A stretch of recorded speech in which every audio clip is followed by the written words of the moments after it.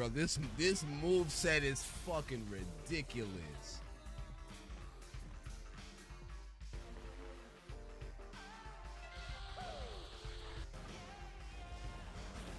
What in the Bayonetta is this? It's a whole ass angel.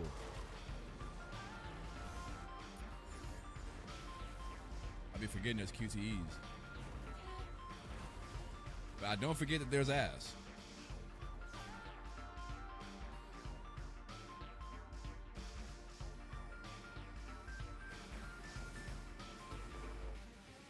All right, let's see if this wolf has anything new up its sleeve.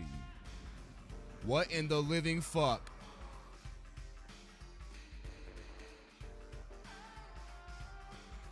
I'm done. Wait, where am I? Okay, first off, what the oh shit! No,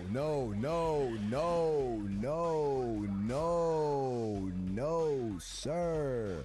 Where are my blood echoes at? Yeah, why do you have them? You are the wrong person to have them.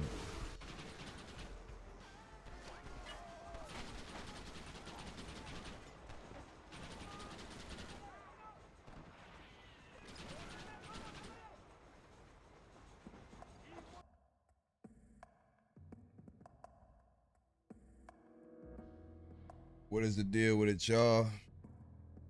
We back at it like a crack addict.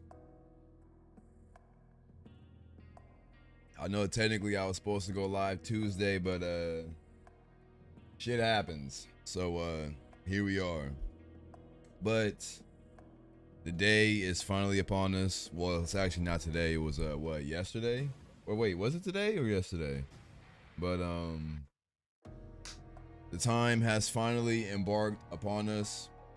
People can stop speculating, spreading, rumors and whatnot, because the official price for Grand Theft Auto 6 has finally came out, and that is pretty much the talk of the town right now. Said last stream was awesome. Low key, I'm not even gonna hold you. Last stream was low key fire. Like, it was one of those streams where, like, after I ended, I was like, you know what? I actually kind of enjoyed myself. That was pretty cool. But yes, funny enough, a lot of people are coming out and saying, it's not as bad as we thought it was. But then in reality, it kind of is. Because a lot of people were saying like, oh, we don't want it to be $100. But it kind of is $100. I mean, because the way they're trying to market it is, if you buy the quote unquote standard version, it's $80. And then if you buy the ultimate version or ultimate edition, it's $100. But here's the thing, I haven't read too deep into it, but from what I'm understanding, the ultimate edition apparently locks some cosmetic, like, clothing options out. And my thing is, like, is that really harming the game? I don't know. I'm not even interested in GTA, so I don't even have a dog in this fight. Funny enough, there was actually a point in time to where I would be on the front line saying that, hey, when it comes to video game developers or publishers, whatever they may be classified as, Rockstar is considered the GOAT. Like, they are top tier. Like, their quality of like attention to detail in their games, and overall just like gameplay and fun factor, from the early days, like the first Midnight Clubs, Grand Theft Auto 3, and then even though Remedy made Max Payne, them just like publishing that game was still fire. And then you had like, the Bullies, and then like, over time just seeing Grand Theft Auto evolve to go from like a simple game like GTA 3, and then it had all the layers in San Andreas, like all the stuff you could do. What's up with the tune? And then you got to like Grand Theft Auto 4 that had like the insane realism, and then you had a game like Red Dead Redemption 1 that came out around the same time that added that same, those same aspects, but to the Western, life. And you know, for a while, I was like, you know what, Rockstar might be the king of this shit. Like they really might be undefeated. They really might be top dog. But then GTA 5 came along, and we all know when things kind of become too big and they make too much money, like for their own good, which is not necessarily always a recipe for disaster. But then for me, the biggest thing that kind of had me like, I might have to, you know, keep my eye on this company to make sure, you know, they're the same company that I grew up loving, was when Dan Houser left. Because for those that don't know who Dan Houser is, he is pretty much like the lead director, the dude that like made the Grand Theft Auto games. He said they are the, I mean, yeah, for a while, you know, and especially in terms of like money and sales, like they kind of are like, you know, they sell and they make money. But Dan Houser leaving was kind of like, for me, a big red flag, because I know that he was like the brains and the masterminds behind one, like the script and the story, because he worked with DJ Pooh, you know, when he came up with the ideas for San Andreas. What's up with a hippie? But on top of that, he was also like the brains behind, you know, Nico's story and the GTA 4. He had a recent interview with I can't think of the guy's name, but like he went on record to like say like, you know, how he really how like he really went in like on GTA's like 4 story, and like how that was like considered one of his like, you know, favorite and beloved among like the whole entire franchise. So like for me, like to hear that Dan Houser was leaving, I was like, okay, like with the story of Grand Theft Auto 5, I felt like that was already kind of going in a direction to where I was like, I kind of preferred the stories in Vice City, San Andreas, and 4 over this one. Not to say that the story in 5 was bad, but I just feel like it didn't have that same element, you know? Like it definitely had its moments where it was fire and it was firing off on all cylinders, but we all know about the moment where you play as Trevor and you got to go to the freaking, you know, yard to do the damn like construction BS, and there's like so many missions where like you gotta like play like very linear and according to like the way Rockstar wants you to play the mission, kind of similar to how Nakey Jakey spoke on his problems with Red Dead Redemption 2, and how you would fail so many missions on that, like in that game, if Rockstar didn't see that you were playing the game the way they wanted you to play, and not necessarily like have the same freedom and like, holy shit, I can do whatever I can feeling that like, you know, San Andreas used to have, because those games were more like of a video game versus it trying to like simulate life type shit. You said 4 was the best. Yeah, in terms of story, for me till this day, I feel like 4 was the best one. But oddly enough, GTA 6, it is one of those games where I feel like the more time has gone on and the more and more I've heard about this game, for other people it would build up hype, but for me it's like been kind of the opposite, with all the delays and speculations on how like they're gonna price gouge people and like make you know, this and that. And don't get me wrong, every time they put out any type of like, you know, trailer, you know, whether it just be like them showing artwork, it ain't even gotta be like crazy gameplay. I do be like, you know what, this do look good stylistic wise and everything, but I just can't help but feel like lately I've reached a point to where like I don't feel the need to buy this day one, and then them coming out and saying that they're gonna release the game for $80, no disc, console only, day one, at 30 FPS. I'm like, man, the more and more I hear about this, you're kind of losing me, bro. Like, you said if it's just GTA 5 but more refined, like I wouldn't even say it's that. I feel like it's gonna feel like a completely like, you know, new experience. But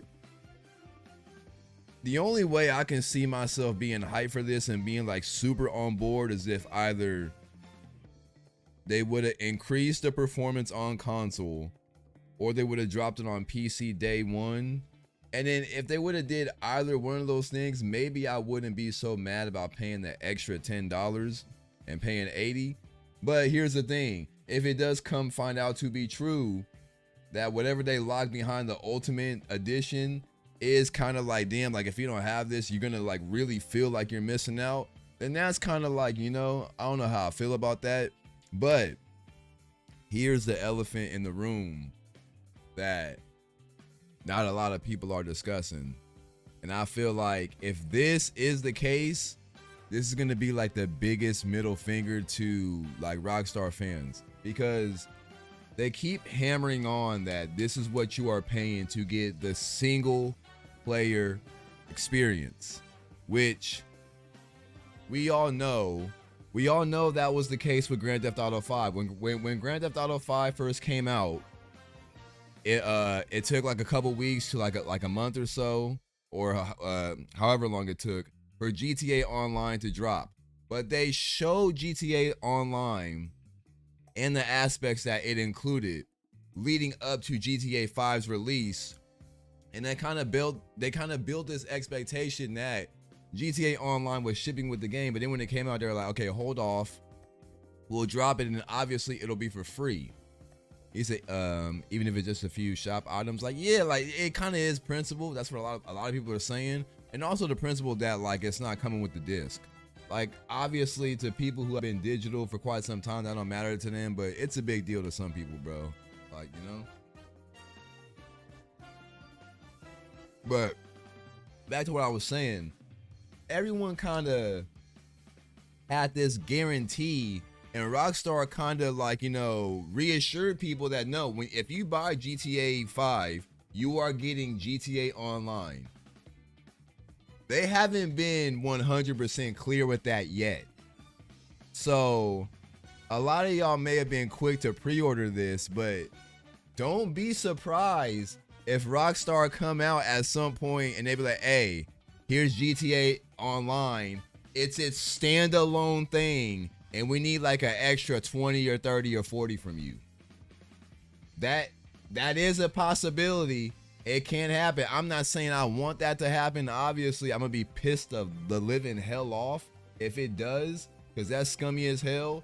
But they could have gotten into their minds that, hey, you know what? GTA Online for 5 made this much money. We hired the people for 5M to do the roleplay servers, so that's gonna make it even bigger. So we might just have to charge a little separate for this, as if it's like a season pass DLC expansion type shit. We can get refunds as long as I mean, shit. My thing is, if they come out and announce that, I don't know, bro. I don't know, because I'm already feeling weird about, because here's the thing. Why even feel the need to pre-order something that's a digital copy?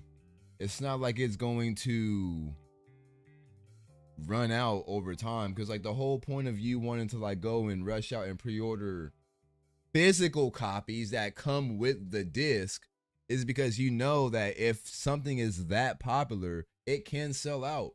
You might go to GameStop, Walmart, Target, Best Buy, Toys R Us, whatever people still go to, and you try to get this physical copy, because I've been there back in the day, and you try to get it and they are wiped clean off the shelf. That makes sense on why you want to pre-order something, especially like a collector's edition that comes with stuff, because that's in high demand. But it's like, why make it seem like there's a high demand to pre-order something that you know is a guarantee? Some games only let you get the perks for pre-order. That's understandable, but have they stated on the website that the base edition comes with anything that if you pre-order it? Because if not, then, you know. But if so, even if that's the case, it's like, that would make sense if I'm paying an extra $10 for the pre-order to get that, you know, pre-order bonus that I can't get if I just buy the game for $70. You feel me? But my thing is, there is no option to buy it for $70 once, you know, it's after, you know, November 19th or whenever the game comes out. The game is like gonna always be $80, even after the pre-order date. So my thing is, if you're including a pre-order bonus, like, I don't know, it's that just sounds weird. And what baffles me, I just feel like from a company like Rockstar, I don't necessarily see them making such a weird call like this, but they are primarily like being ran by like Take-Two Interactive now, and we all know Take-Two. Here's the thing that gets me about that guy that's been doing interviews from Take-Two, is because when you see a lot of these, you know, dudes that are like obviously CEOs and shareholders and whatnot, and you see them talking and making choices on ways their game can make money, a lot of them end up making dumbass calls and decisions that causes their, you know, companies to, you know, get a lot of backlash. They lose money, and then people end up, you know, getting fired, and sometimes the company goes downhill. But the thing about this dude is, he strikes me as a guy that he obviously like doesn't really play games, and he's not too invested in video games, but he's invested just enough to know what people like. He listens to feedback, he knows what works, he knows what sells, and he is able to like really hone in on that and like capitalize the fuck out of it.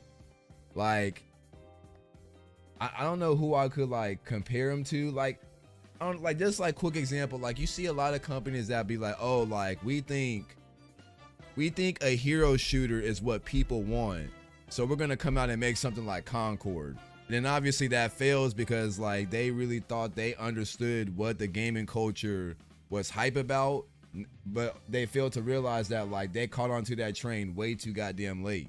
But it's like, he's the dude that he does that same exact tactic, but he's on time and he knows exactly how to like pinpoint and hit the nail on the head that, no, this is what the people are craving. And yeah, like I might be able to nickel and dime them for it, but I know the content I'm nickel and diming them for is exactly what they want. Like, you feel me? He said Rockstar has confirmed that Grand Theft Auto will launch as a single player experience, with the online component is expected to arrive later as a separate release or update. Rockstar hasn't yet revealed the full details on the official release date for the online mode. So it says separate release or update. See, my thing is like, this is too much speculation. I need some clarity. I need some damn clarity. As soon as I get a little bit of clarity, I'll be all right. But until then, like, until everything's like still kind of up in the air, for one, I'm not pre-ordering shit, especially on console. You know, I'll see what it's looking like, but until then, especially if I'm not getting the, because here's the thing, I'm gonna give y'all a quick example on why I would pre-order something and why I would spend a good amount of money. I made sure to bring this out before stream. Ladies and gentlemen, this is a physical copy of The Witcher 3. I bought this on release, full price. It was not like complete edition. It didn't come with DLC. Well, it didn't come with paid DLC at the time. Now, in order for me to show you the contents that this came in, for one, I have to remove the sleeve. We're already off to a good start. It comes with an extra sleeve to protect, you know, the case that it comes in. And it's got a little bit of extra because you see the case is basic, but then you got this with the over 200 awards and everything. So for one, it comes with this. First things first, we open it. You can see there is a disc. There is a disc right here. Not only is there one disc, but if I take this out, there is another disc. There's two discs because this second one is the soundtrack. It comes with the soundtrack. Now you also might be wondering, what is this red paper over here with this wall of text. Let me read it to you. Here's what it says. It says, "Dear gamer, first of all, we would like to thank you for the support. We really appreciate that you have decided to spend your hard-earned money on our game and hope that you will have a fun time playing it. Over 200 of us have spent the last 3 years working on The Witcher 3 Wild Hunt, and it is with great pleasure and humility that we present our game to you. At CD Projekt Red, we believe that when you buy our games, you're entitled to continuous free support, updates, patches, and bits of new amazing content. We owe you that for believing in us and purchasing our game. To thank you, we have prepared something really special. 16 DLCs for you to download, totally free of charge, regardless of the platform or edition of the game that you own. We salute you for your support and wish you a fantastic next generation of RPG gaming. CD Projekt Red." That is the first thing you see when you look to the side of the disc. On top of that, it comes with a game manual that is a little booklet that obviously shows you controls, a couple of, in-game element stuff. And then underneath that, we get the Witcher Universe Compendium, which is information on characters, their background, and their lore to a certain degree if you want to read about certain characters. And then last but not least,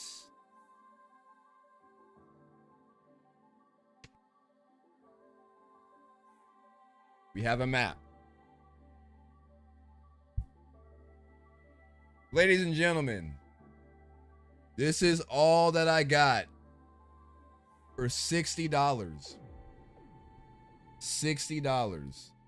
Was the last Witcher good? I think you know the answer to that. I think you already know the answer to that.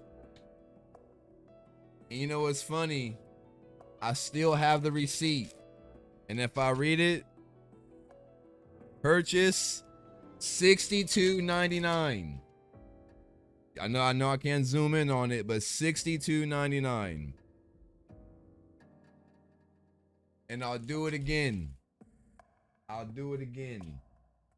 Because when The Witcher 4 comes out, I know for a fact, if I buy a physical copy, it's going to be within the same realm as what this came with. Proud dad look moment. I'm just saying, bro. If everyone is going to sit here and, glaze the living hell out of Rockstar as if, they're an amazing company for charging people $80 for a game that doesn't even come with the disc, I feel like I have the right to glaze a company that charges me $60 for something that comes with all this, But that's just my take. And that's just how I feel.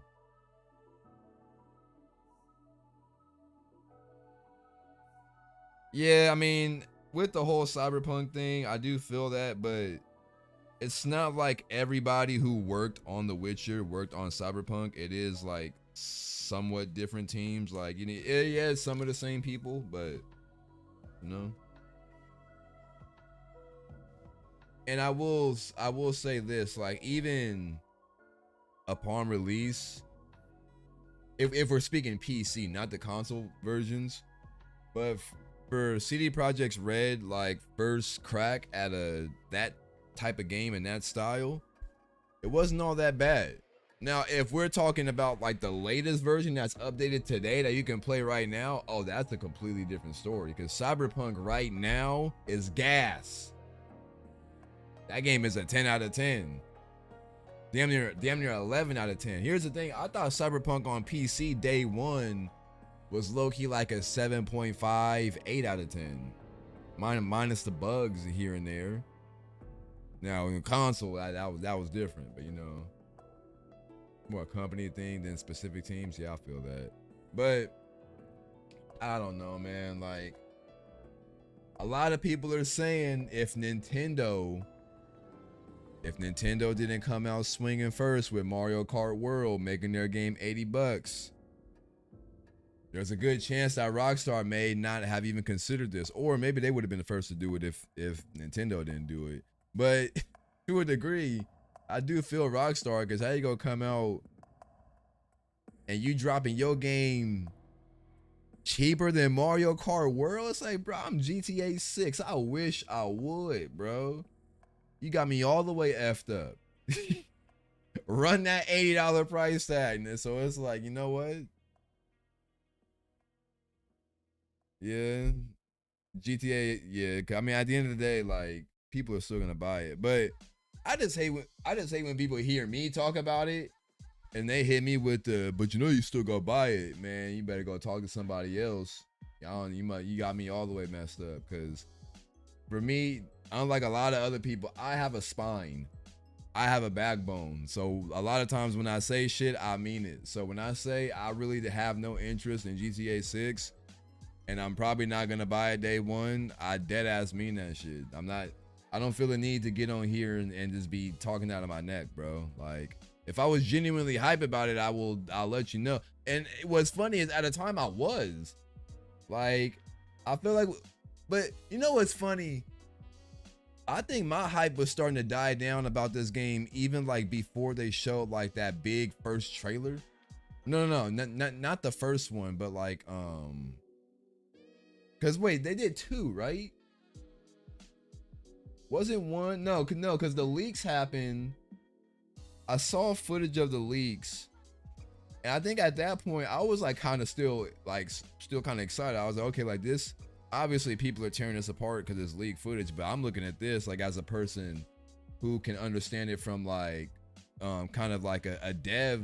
I mean, I don't have dev experience, but like I know what it's like to be a creator, like, and I be doing shit behind the scenes. So like, while people are looking at like early footage and be like, oh, this shit looks like ass, I can understand how this looks amazing for something that's in development. Same thing with Wolverine when that footage got leaked. I'm just like, okay, like, people don't realize for something that's like kind of nowhere even near being done, this is kind of impressive.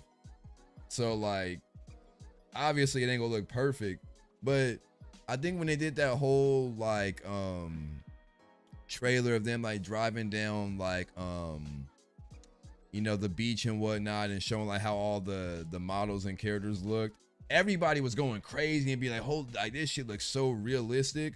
And I was like, yeah, like I can admit and say like from a technical perspective, this game does look insane. But am I like on the edge of my seat being like, I can't wait to play this?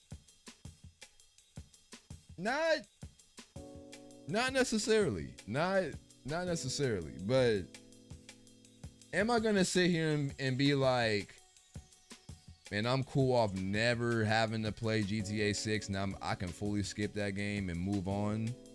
No, I do want to play it at some point. Yo, what's good with it, Aaron? My thing is, I've said this a while back, not even necessarily about Grand Theft Auto 6, but it's about new games in general.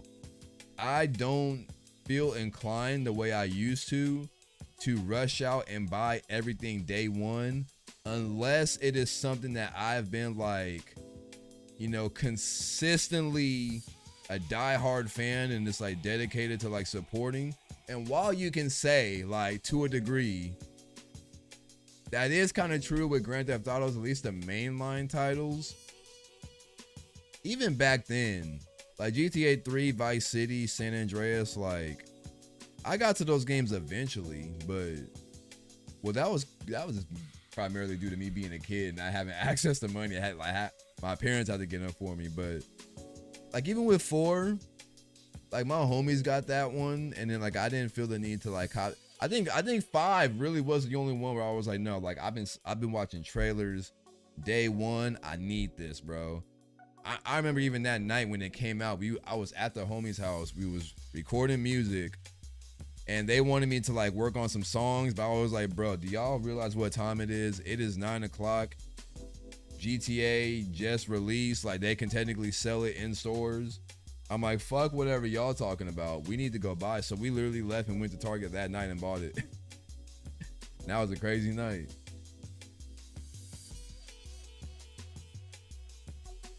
But see, the real question is the Ocarina of Time remake going to be $80 as well? That would be wild. That would be wild if they actually go there with Ocarina of Time. I don't think they will, strictly based off of the fact that it's a remake, but I could be wrong. And if I'm wrong, shit. But here's the thing, just like GTA 6, people will pay that $80. And that's why people are mad, because like Toon said, Rockstar might be setting a precedent. So now that they've done this, especially since Mario Kart World did it first, and now GTA 6 is following, oh yeah, from here on out, every game is gonna do it now. Especially if they feel like, you know, there's a lot of content in their game. Obviously, you're still gonna have like your indie games that are made by like one dev, like, and I don't even mean like, oh, like your little side scrollers like Hollow Knight and Dead Cells. No, you'll still get like indie games like Expedition 33, because like it or not, Expedition 33 is an indie game. It just happened to be so goddamn good, but you will still get games that are made by small teams that come out and they're on sale for like $45 to $50. Like that will never go anywhere. That will always be around. But if we're talking like mainline AAA, like EA Sports, Ubisoft, Activision, you know, them motherfuckers is going up to 80. Like higher technology, more companies. I mean that too. And see, like, and even if it's not the case of a big company like that just doing it because they feel like it, some are doing it because just the cost of the, you know, how things are. Because a lot of people are saying that's kind of the case with the Valve Steam machine. The reason why that price is so ridiculous is because that's just the price of hardware in general right now. If the Steam machine would have came out just like a couple years prior, it probably would only be like, you know, $800 max. But you know, now it's like in the thousands. Put it on Klarna, bro. My Best Buy credit card is still hurting till this day. Fuck Klarna. That's another. I gotta get out the Best Buy rabbit hole first before I hop into the Klarna rabbit hole. You feel me? Fucking hell. Don't ever get into credit card debt, y'all. Stay out of that loophole. But nah, man. I'm gonna be real. I know last stream I said like, hey, like next stream we gonna run something different. I'm so lazy. I'm damn near tempted to just boot up another randomized seed on TP, which we might do that if I'm being real. Cause I don't really feel like turning my brain on like that, and you know, doing something that requires a mega ton of focus. He said, imagine if the Ocarina of Time remake is their own spin at potentially leading up to a brand new sequel where Ocarina of Time Link sets up Ganon to be executed. And see, that is what Max was saying. What if they pull like a Final Fantasy VII remake? What if it's not actually a remake, but it's a sequel in disguise? What if they tie this into like the lore of Breath of the Wild and Tears of the Kingdom? See, bro, I've always been saying, if they somehow find a way to like tie all that in and like retell the story, that might be fire. And then they can finally do my dream version of Zelda. Give me a adult Link that grows older and gets like way more experience and fights like an older Ganon, like similar to how he was in Wind Waker. Where like, oh yeah, like they on like if he's on like his Takamura shit from Sakamoto days, like he just reached that point at he done reached that point of age where like he ain't got time for talking. He's all about action. That shit'll be fire. I'm more excited for ES6 as the fantasy stuff appeals to me, and I play more of the ES games. I mean, but when's the last time they've showed anything for ES6? It's crazy. Squall Leonhardt. You know, funny enough, I've never played Final Fantasy, what is it, 8? But Leon is probably one of my favorite characters in Kingdom Hearts 2. Well, Kingdom Hearts 1 and 2. So, you know, maybe that's a sign that I should try it out someday. Who knows? But Toon, you said you're gonna cop a Lethal Company tomorrow, right? Because I did run a few rounds last night with the homie Hamster. I ain't gonna lie, that game is still hilarious and fun. So we could definitely run we could run that tomorrow if you with it. We could run that for a couple rounds and then probably transition into Space Marine for a little bit. I ain't got the money right now, bro. Lethal Company, what, like $5? That's coming from me because I'm broke as a joke too. Hey, make sure y'all hit that donate button. Make sure. Nah, this bullshit. I'm off work tomorrow till Monday. Hey, say less. He said Wind Waker Link is pretty strong for his size. You know, funny enough, isn't Wind Waker Link like 12 years old? I low key should replay Wind Waker at some point.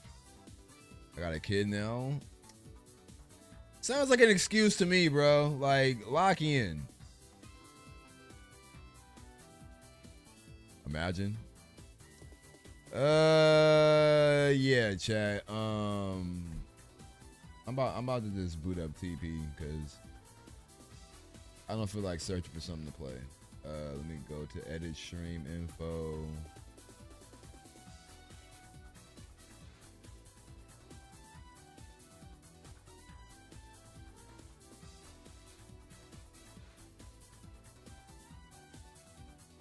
He said, time this fool out.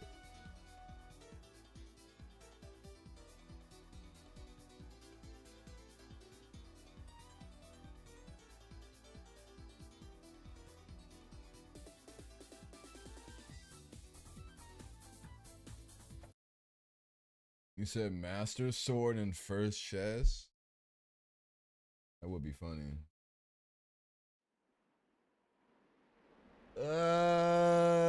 Should I set up the tracker?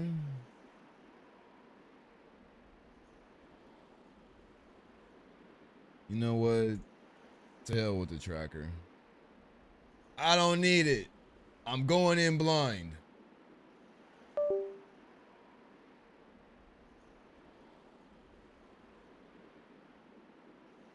You said the Hero Shade mod might playtest next. Ooh, you know what's funny? I never even signed up for that. Like, I subscribed to the Discord and then never typed in the playtest thing. So maybe I should do that.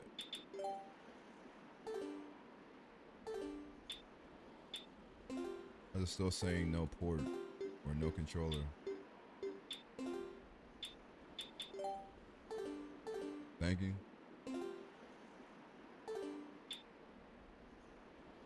Yeah, we're good. You want me to get the game gifted to me?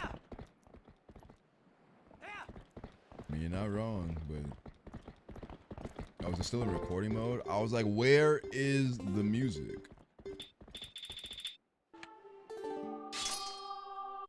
All right. New seed. What are we doing? How are we doing? Why are we doing? Randomizer. Seed management. I'm gonna clear this.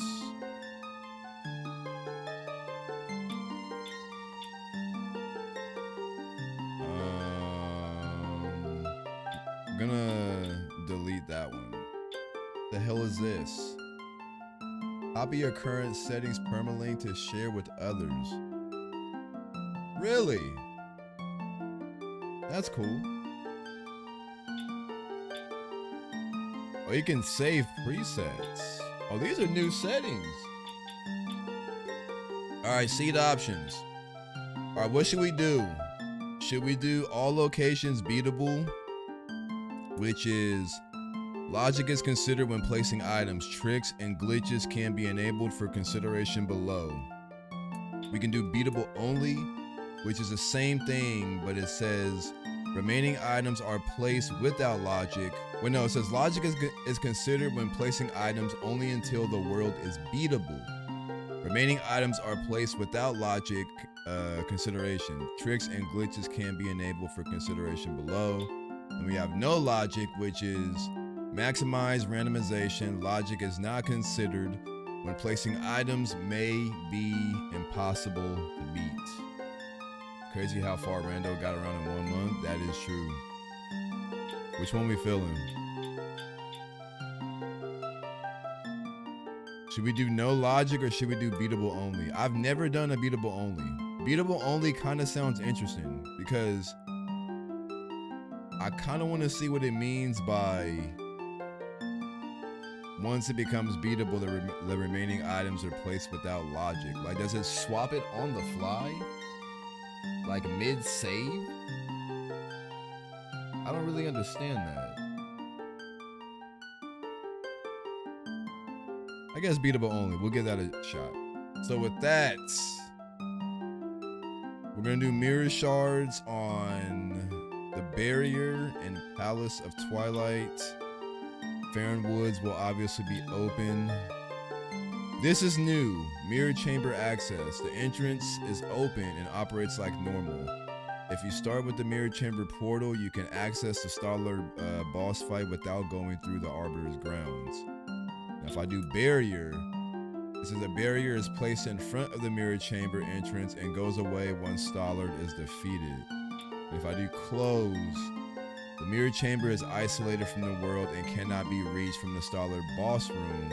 To access it, players will either need the portal or access from the Palace of Twilight.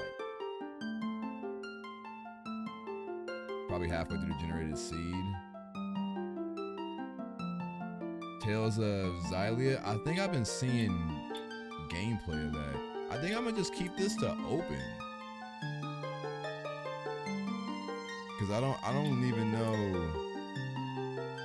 I feel like barrier is what it's normally set to, but I'm gonna set it to open. All right, randomized bugs, sky characters, gifts, shop items, hidden skills. I'm gonna do hidden rupees and freestanding rupees. We're going full randomized. Post souls. We'll do all. Renato's letter will be shuffled into the world somewhere. You'll start with the quest.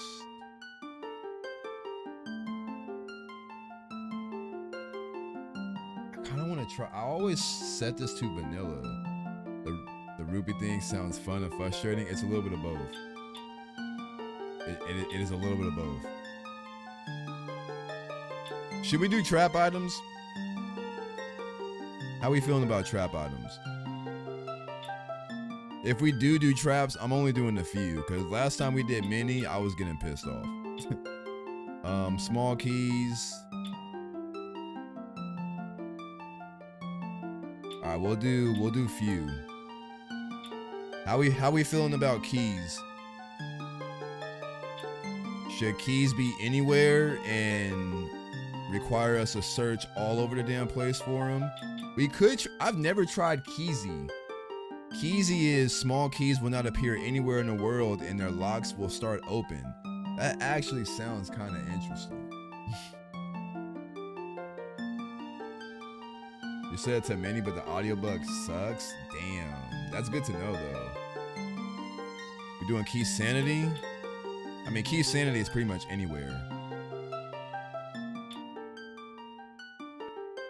I feel like any dungeon. No, I feel like own dungeon is a bit too straightforward. Any dungeon can get kind of annoying because that means you'll have to do like every single dungeon, even the ones you're not required to do. So I think we'll just keep this on key sanity. Maps and compass we'll start with. Hyrule Castle big key requirements. None, I guess. Dungeon rewards can be found anywhere. So normally I keep this off. However, I feel like maybe I should turn this on. So fused shadows and mirror shards can be anywhere. But that's crazy though, because that means that these can be in any chest. So instead of like having to beat certain dungeons, we just have to find them. Fuck, should I keep this off? I'm a debate on this setting. I'm gonna come back to that. No small keys on bosses. Yeah, no, I don't need that. Unrequired dungeons are barren. So yeah, unrequired dungeons will not contain any items necessary to beat the game. Good to know. Good to know.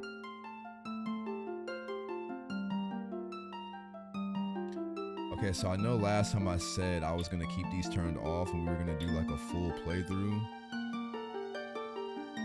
But I might actually keep... Nah, we're gonna save that for another run. I'm gonna keep these on for now. Because with full randomization, this run is already gonna take long enough. I don't wanna have to do all this unnecessary stuff, you know? But I will do skip minor cutscenes.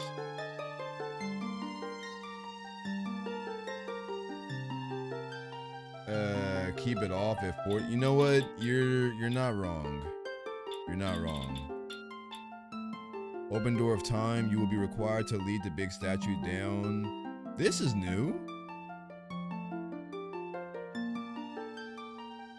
Huh. I'm kind of tempted to turn this on. The big statue will already be set in place at the bottom of the Temple of Time, and the door will be open from the start. But then that kind of just already completes Temple of Time, low key. You know what? I'll keep it off. The switches to activate magnets and Goron mines will need to be activated manually. I'll keep that off.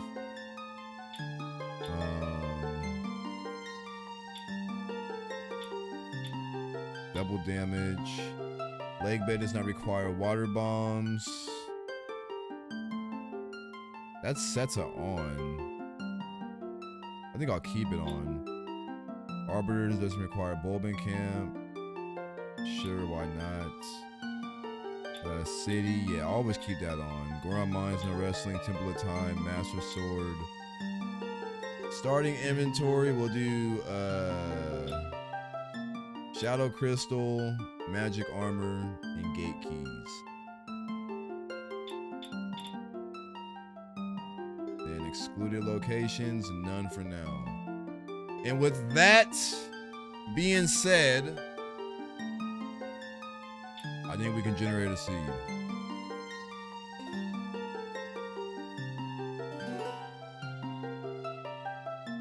What we got? Misha Spinner Death Sword. Magic Armor starting? Yeah. You'll see why.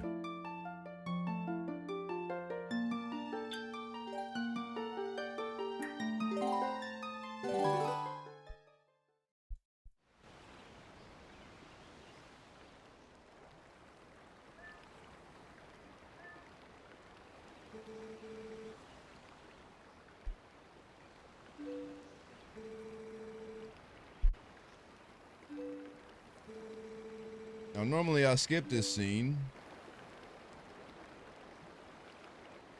but ladies and gentlemen, we have a new outfit. Shout out to, damn, I don't even know. I had his name, the mod author, and I totally forgot. I'll probably leave his link down below, but, yeah, he made a mod of the orange skin from Final Fantasy X, and this shit is gas. Might be one of my new favorites.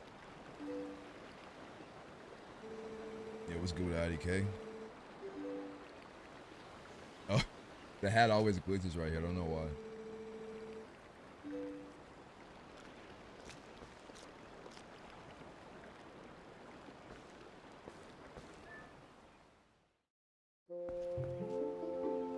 All right, here we are.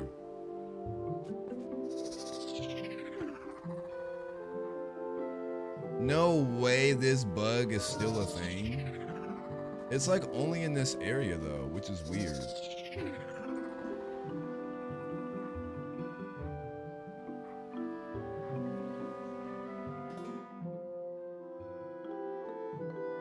Is the music randomized?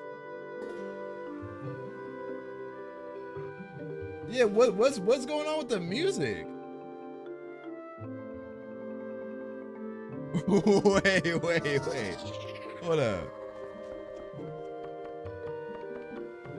Let's go inside here.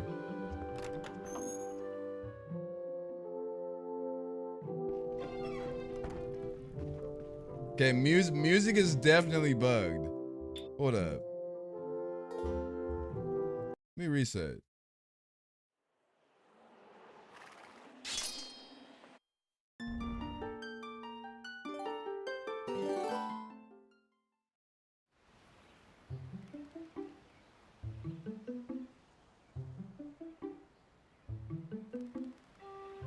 It fixed itself? I can already hear your voice in an extra video, so the Dust Slide developers have added.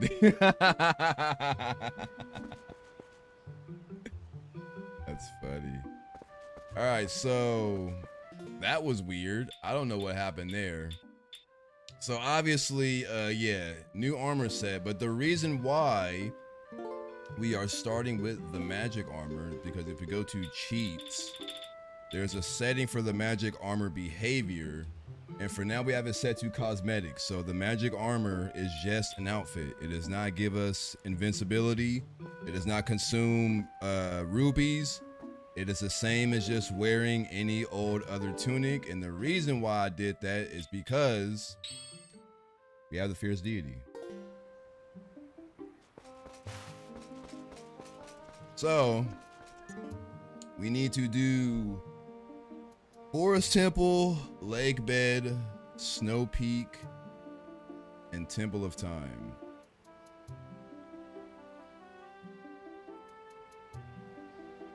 All right, it's not bad. Yeah, hold up. That is a good point. Let me go here and see if the music changes. Because we haven't seen any option for music randomizing yet.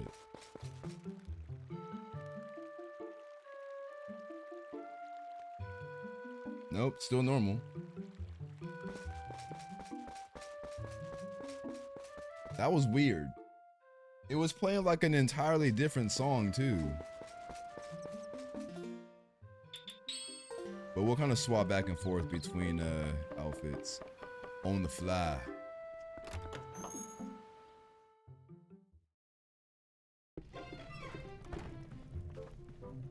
All right, first check. What we got? Yellow rupee.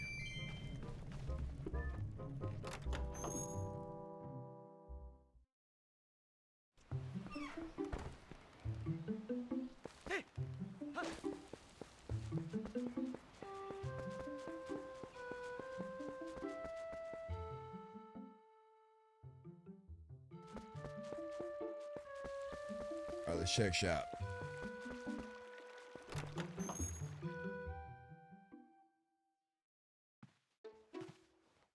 Big key? For what? For Forest Temple?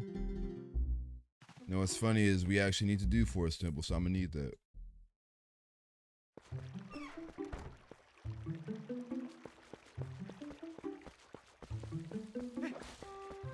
Well, I should probably do the cradle. Convenient.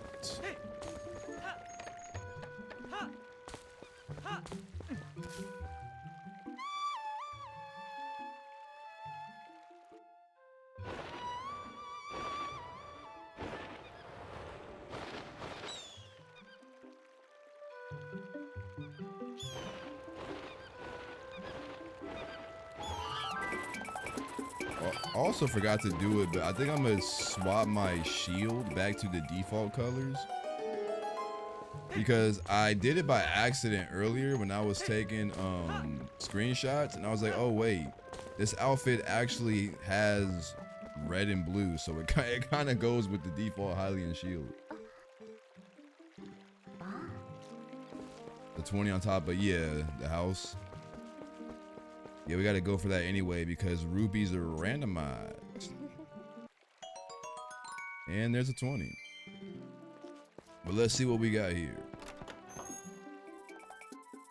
I don't know why it always plays that music when going into these houses. What is that? Zora's armor? It indeed is.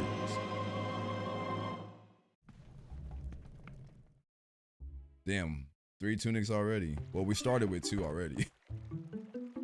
I do want to find another mod that replaces. Oh, that's fire. It does the like the arm bracelets from the Aura mod. I didn't know it applies to this outfit too. That's actually kind of clean. I like that.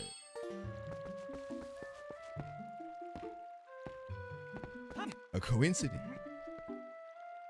You hear the random monkey song? Okay, it randomized the rupees with higher paying rupees, which is rare.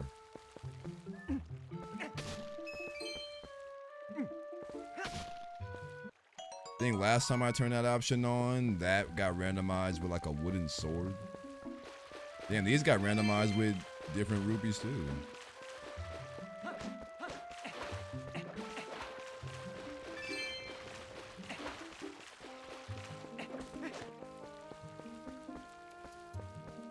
Oh, we finally. I was about to say it could be a trap item, but it indeed was not.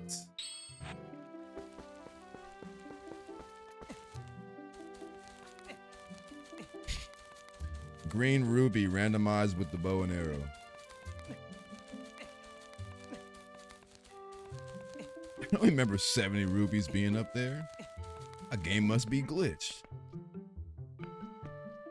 These got randomized with rupees too, goddamn.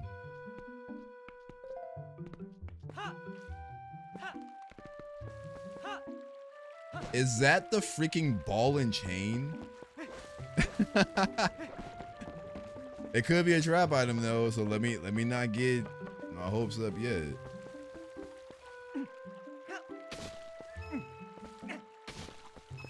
But the funny thing is, I can't get it until I get something like the boomerang or the claw shot. Right? Is there a way to get that item like without something that can like pull it? Yeah, that indeed is the ball and chain. And why is my hotkey not working? What the hell? There we go. It's sitting there floating.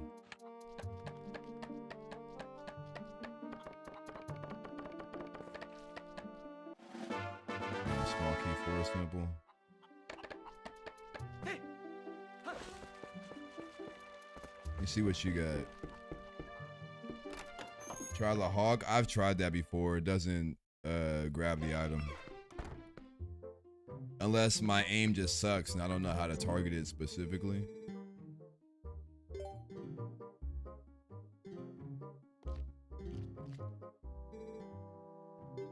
I hate this minigame so much because I either dust this dude hella fast or he like beats me 2 rounds in a row.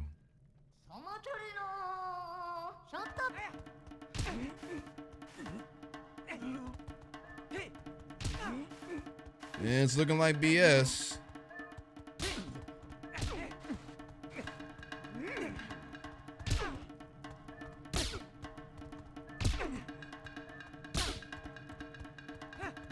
Bro, come on. You freaking like input reading now all of a sudden?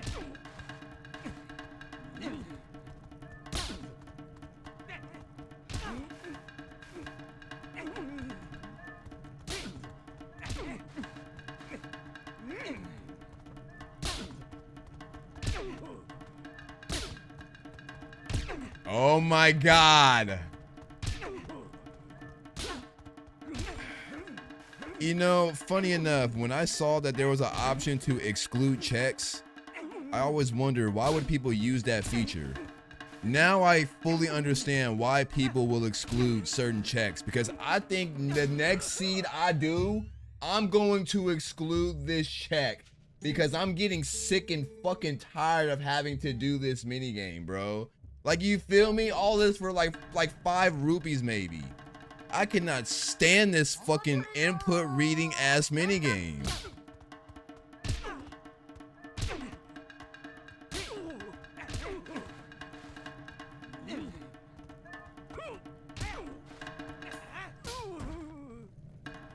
And then all of a sudden he's like, you know what? Let me just give you the win. Like, I see I made you struggle. My bad. Like, look, get the freak out of my face, dude.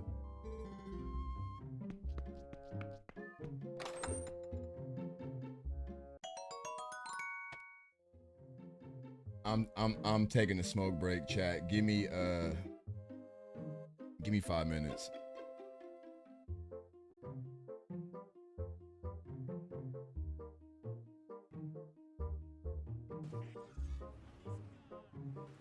Oh, technically we just spent the money, so now we can do this. Son of a... Alright, on that note, we should have enough.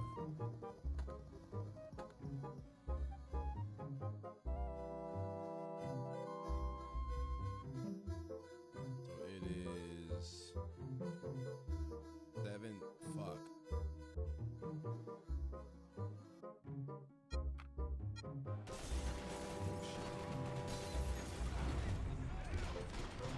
My aim is way off.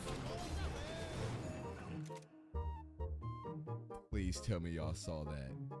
Please tell me I'm not the only one that just saw. Then I will fight them alone. All of them. Good luck. America is the land of the free. That means free to people like me. He said, I don't think this stream's seeing the end. Absolutely. Thank God. Thank God.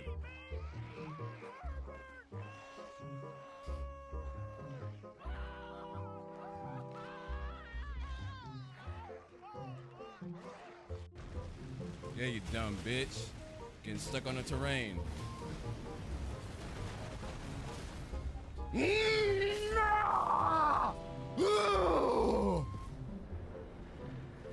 A fucking Luke Kang up in this mother. Ooh. These fists go hard. From Software cooked with these weapons. The second I saw this in the trailer, oh, I knew it was up. Ooh. I couldn't tell because I don't know what the hell Miyazaki's saying. I think I want to nominate this award to my Reformed Orthodox Rabbi Bill Clinton. Thank you, everybody.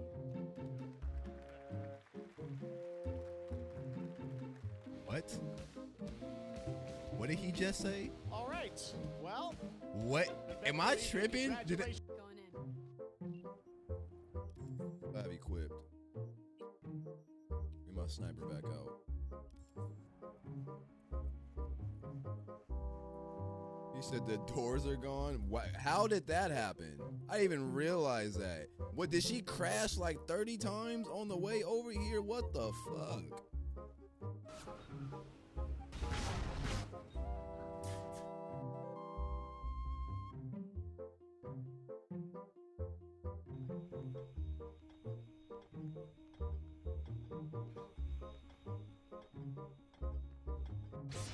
What am I even looking at? What am I looking at? Whatever it is, it's amazing. And it's so fluid.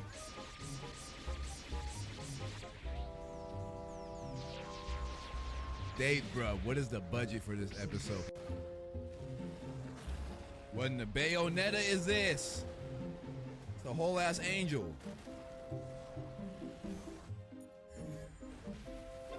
I be forgetting there's QTEs. Holes in the wall is crazy. I will say this. as tilted as I've gotten at a lot of video games, never punched a hole in anything, and never broken a single controller.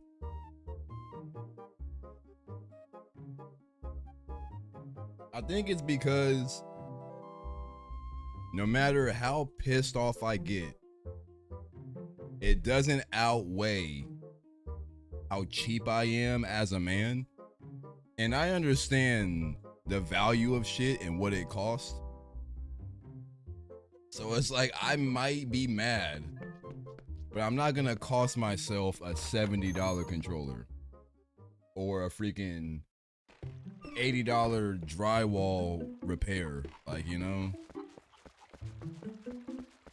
Sounds good on paper until you actually commit to it. And then you look like a dumbass.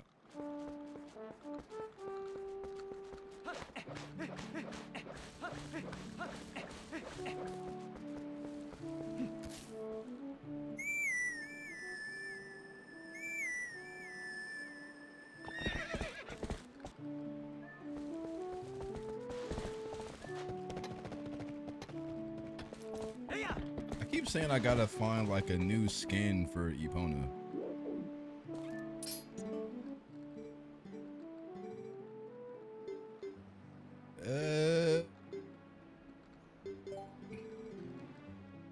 This minigame pisses me off.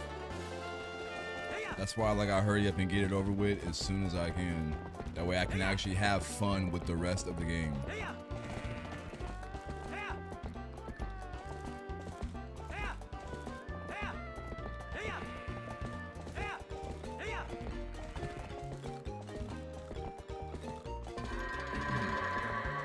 If I find out whoever developed this minigame had any part in working on the remake for Ocarina of Time, I'm not buying it.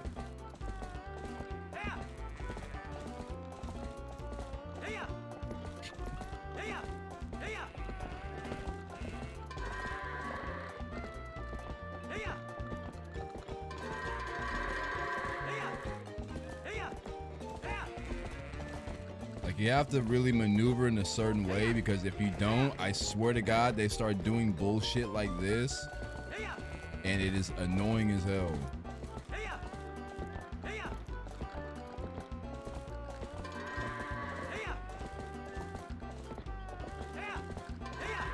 Like, see, where are you going?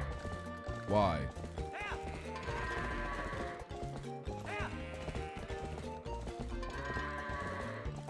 This is taking forever and a half. Why? He was... God damn it. He was going into the freaking door, and then he just like pivoted to the right.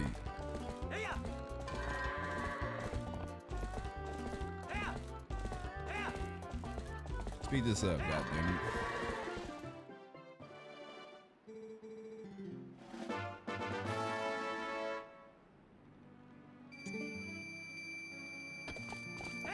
Get used to it.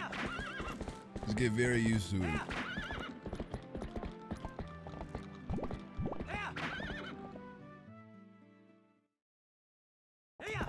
Okay, hold up.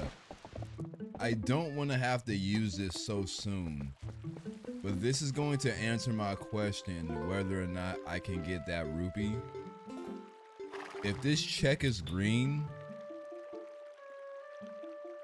then that essentially means that I can get that.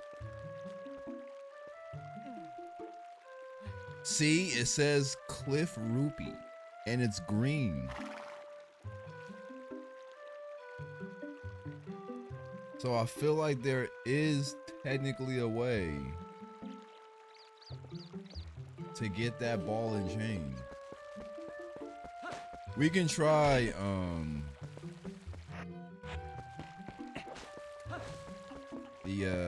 the falcon or eagle, whatever.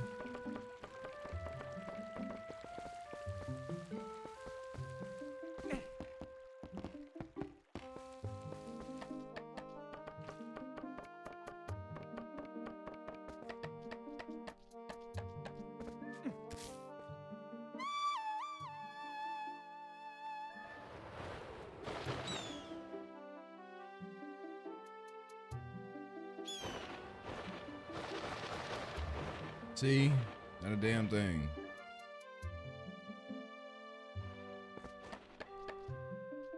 There's no way you can't, like... Let me see.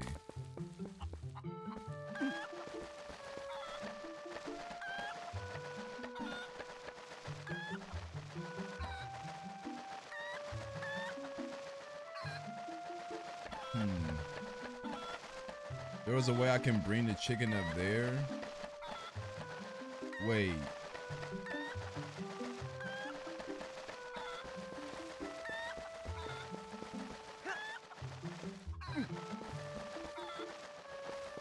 That's what I was thinking. Like maybe I can grab, but I have to place it like right here and hope it doesn't move. Okay, stay there.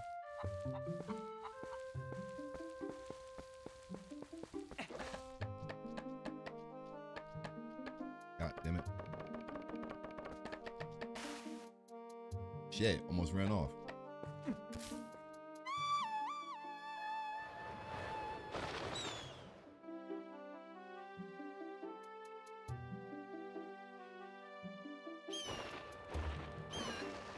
There we go. Nice.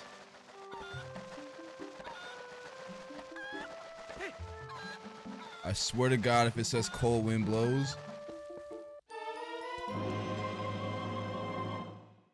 Big money.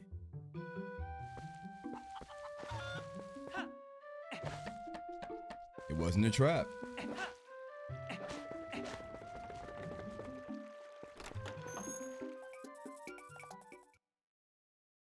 The music.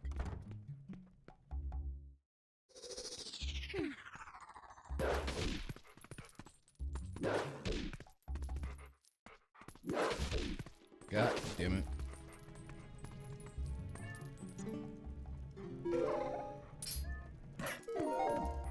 Really?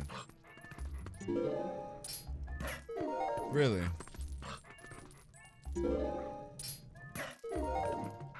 Oh, this game is about to just infuriate me. All for arrows anyway.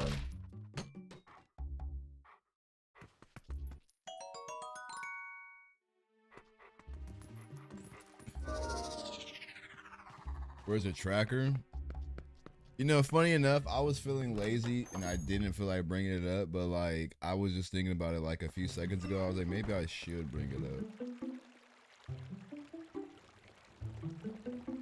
What do I have so far? The bow and arrow and the ball and chain. Gold file 1, no. Let me go check again. What temples do I need? I'm gonna set it up right now.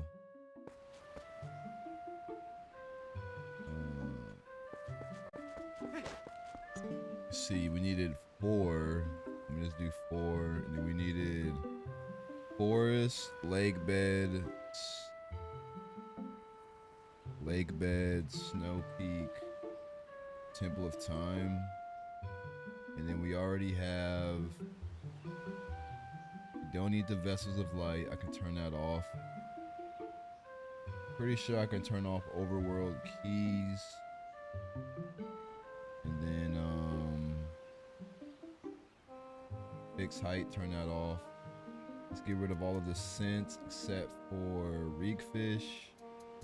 Don't need pieces of hearts, heart containers. Don't need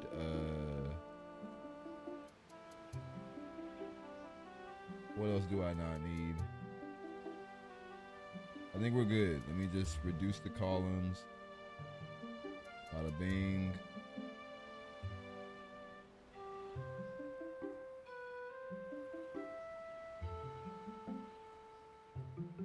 Okay.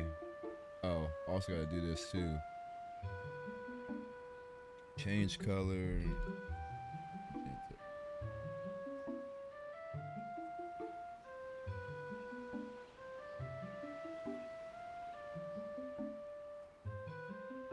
Gotta minimize this too. God damn.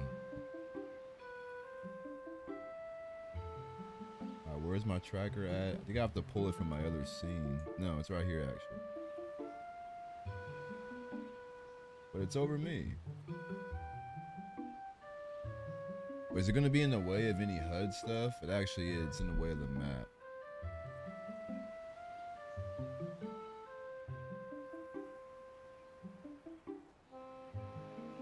Here's what I'm gonna do for you guys. I'm gonna remove keys. For me, I can see them, but for you guys don't need to see all that. So let's just keep it simple. So far we have the bow and arrow, we have the ball and chain, we have the shadow crystal, the magic armor, and the Zora armor. No post souls. Should be good.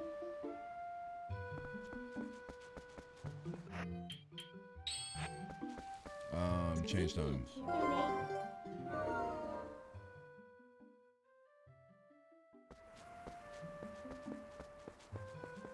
It is freaking like Wolfbug is bugging me because if we go into another area while already activated, see now it loads. But if I transform back and then transform into it again, it bugs again. So I don't know why that happens.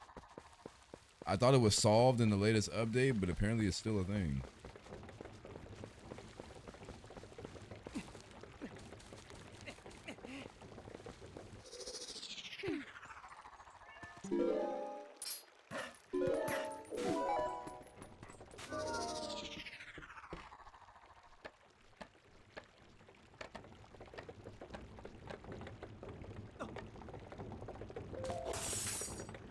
No way. It was the wooden sword, but it was a trap item. Talk about freaking troll.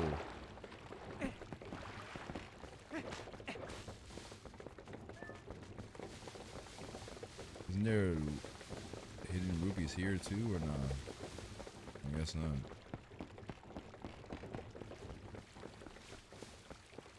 Wait, so that should be it for here, right? No, there is one. Yeah, rupee and grass. By bow. Oh, it's over here.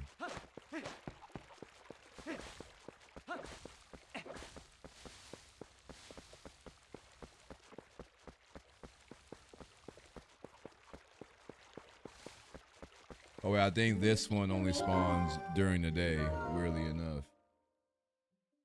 Yeah, for now, well, I can't warp. Well, technically, I can warp anywhere, but I'm not gonna warp anywhere where I don't have access to yet, unless it is, you know, well, I can't do it now on the menu. Okay, small key, Temple of Time. Let's go buy the big key from the shop.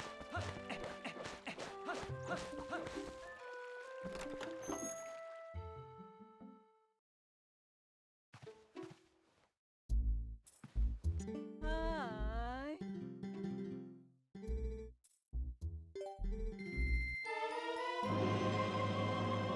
Either. Have I found a small key for Forest Temple? I know we found another one earlier, but I forgot which one it was.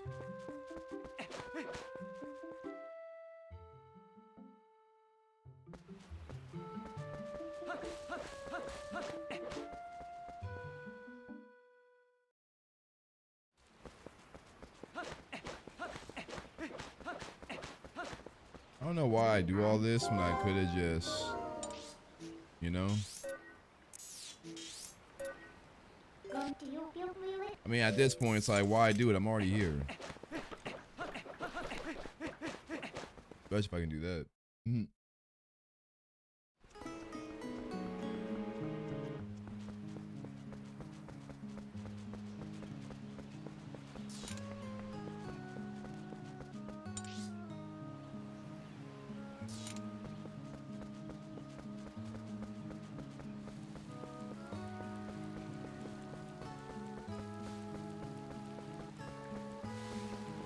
I really wish there was a way I can. Well, there probably is a way I can configure restream to turn that setting off.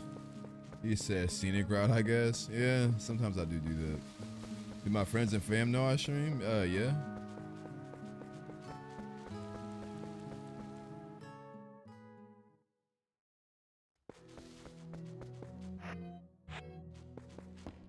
I'm gonna turn reshade off and brighten it up a bit.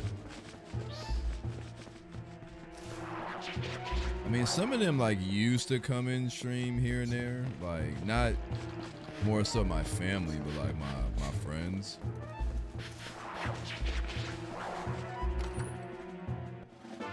Hey.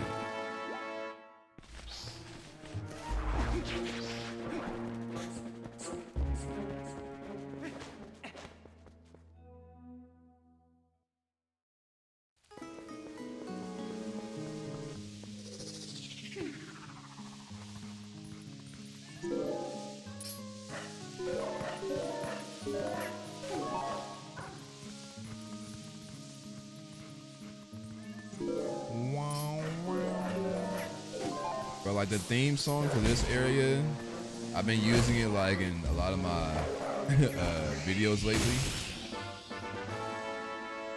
It's damn near like the perfect background music.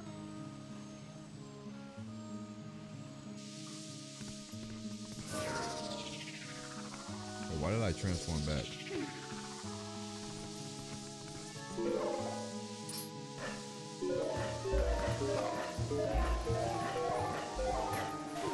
Ooh.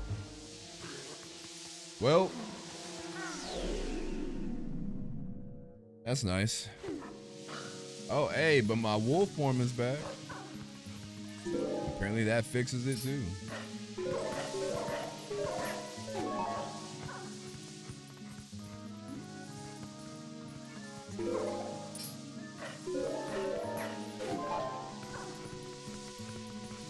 It's kind of for this reason why I was using the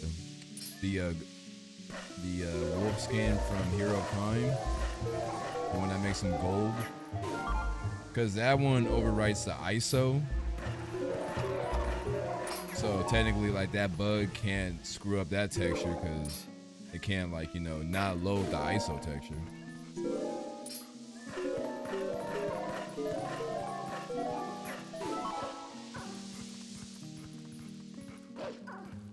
Good gameplay, you feel.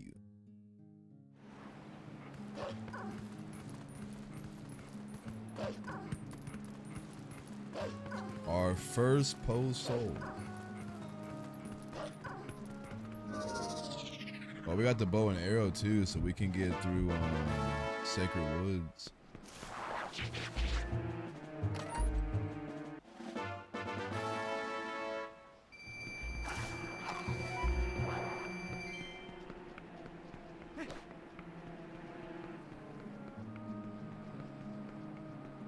Are these wolf skins from a reference of a game or something, or are they like fan designs? So the gold wolf is from the hero Shade, which is the guy that you learn the skills from throughout the game, which is also Link from Ocarina of Time, funny enough.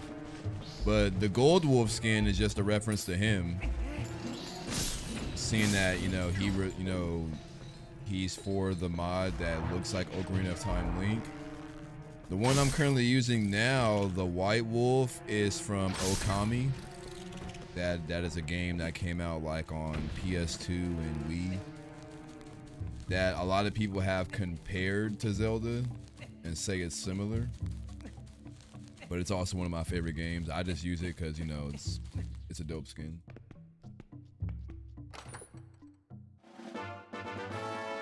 Be sharp.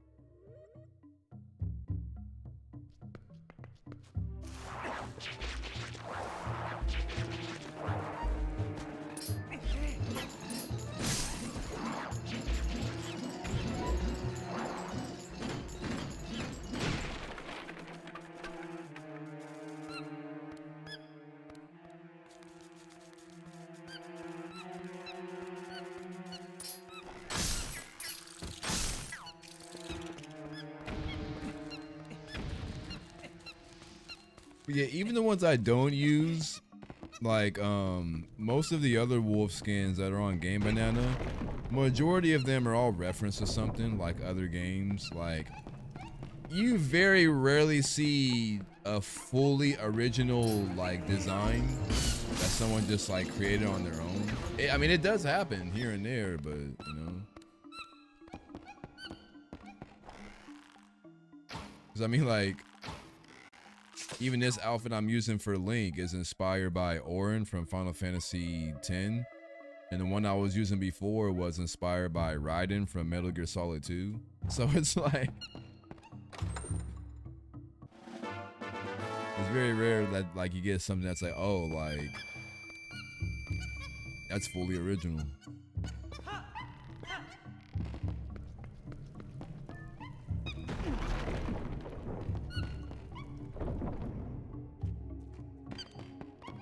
Yeah, I mean, Okami is pretty much just known for the White Wolf, but the lore of that game is actually like pretty deep and kind of fire.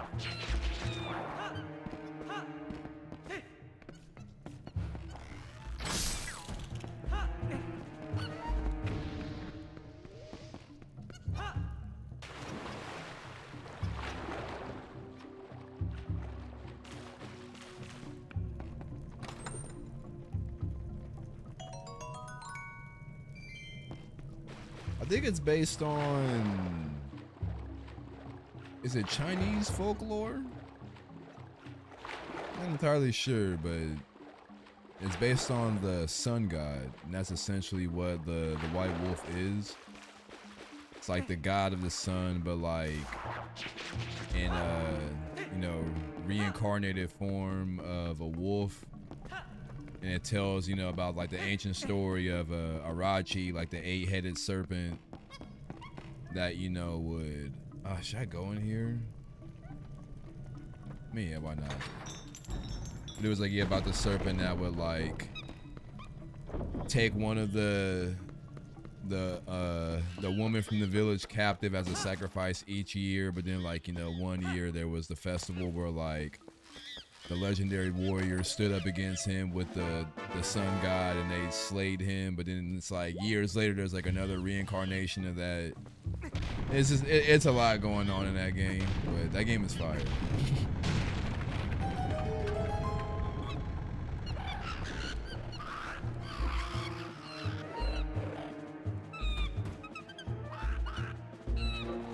But like the whole gimmick behind Okami, what made it like such a great game for its time, was like the gameplay aspect of being able to use the paintbrush.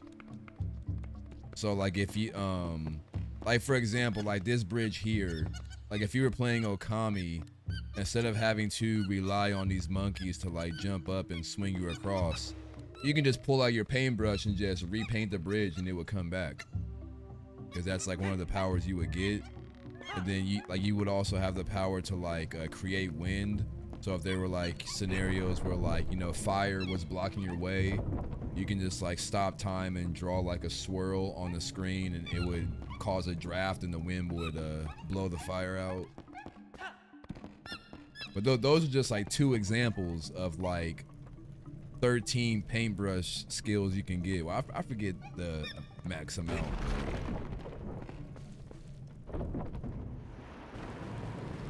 Like the thing about games like that is like obviously it came out during the PlayStation 2 era where games were just like super experimental and had like these insane ideas, like, you know, Shadow of the Colossus.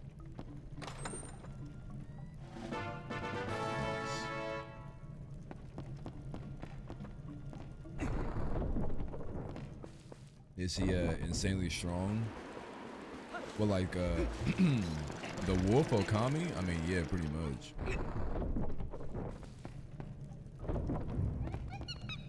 Because I think it's a female character too.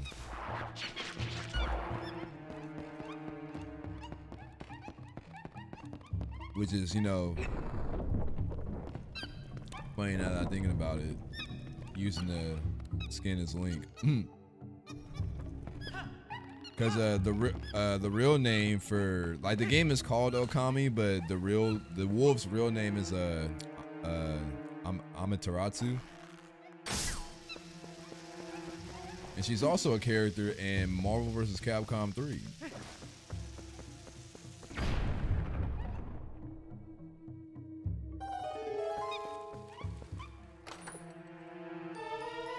Hey, let's go.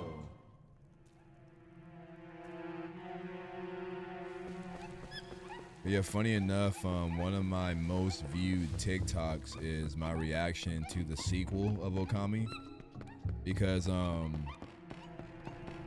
after the game came out, I think the only sequel it ever got was like some like weird Nintendo 3DS game called like Okami Den, which, you know, according to like the dedicated like die-hard Okami fans, they say like, you know, it was great and worth, you know, the time to play, but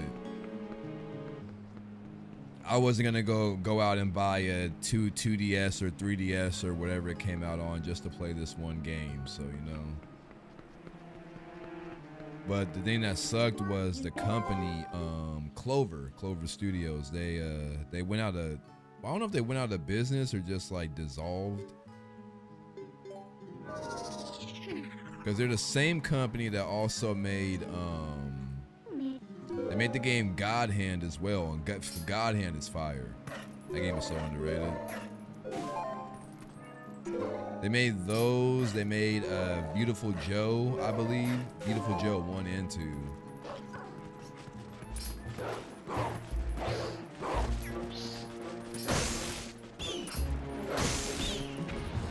I don't know, I guess at the time, like those games, like they didn't do as good as people wanted them to do, and they didn't get that good reviews. So for years, they were just dead franchises. People always mention like Beautiful Joe here and there, and then every now and then you'll see like a YouTube like some random YouTube video that gets recommended on the algorithm about God Hand being underrated. But that's why it was such a big deal for Okami to come back, because people were like, I thought this game was like dead, like dead in the water.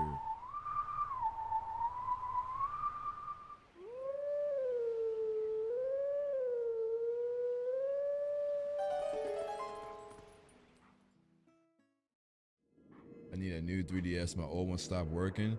The only DS I ever had was the original one, and then the DS Lite. Past that, I never owned any of like the 2DSs or the 3DSs or whatever.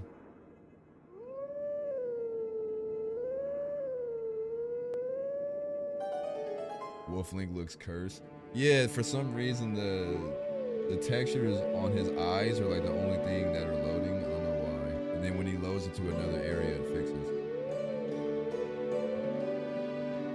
Your circle pad got the rubber thing off, and then god damn.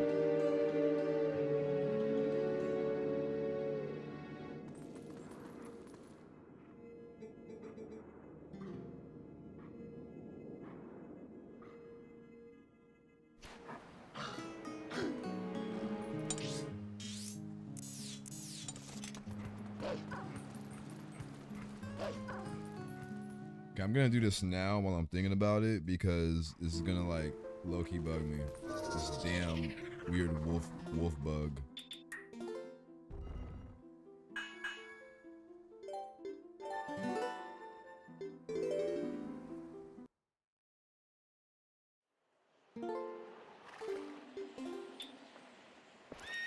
I hate that I can't swap the ISO right there. I have to back all the way out of this.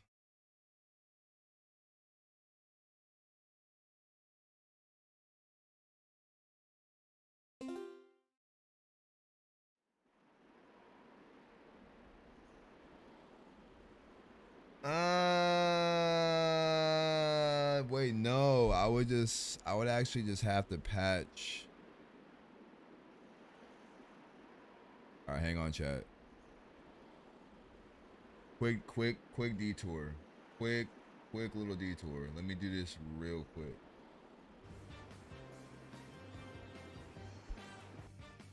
minimize that. Where is...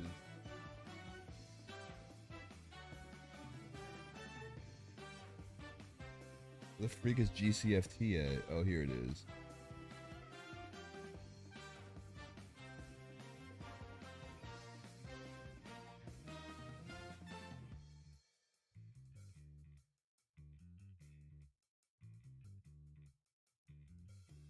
Oh no, don't start doing this, bro. Now freaking GCFT doesn't want to launch. Bro, I've been using this program like problem free for like the past few days. And now that I'm live, all of a sudden it wants to do this crap again. Hold up, bro.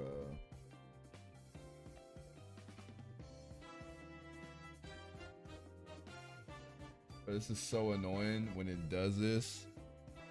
I'm gonna try to open this one more time.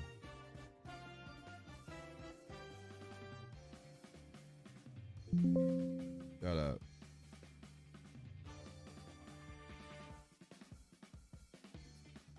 My bad for the flashbang too. There, finally, goddamn.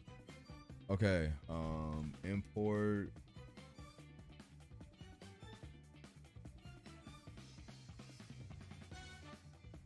And I'm going to add, replace.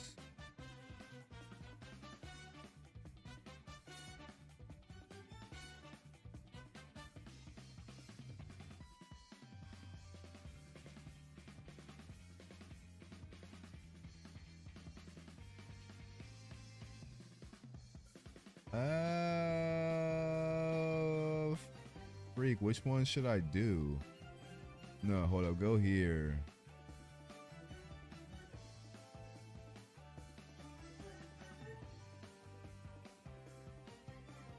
No, I have to do. Hold up.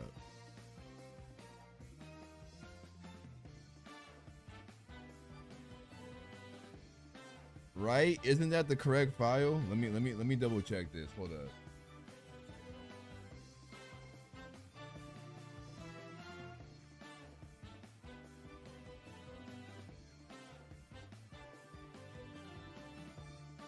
Yeah, it is. So I need to replace this. Need to replace it with.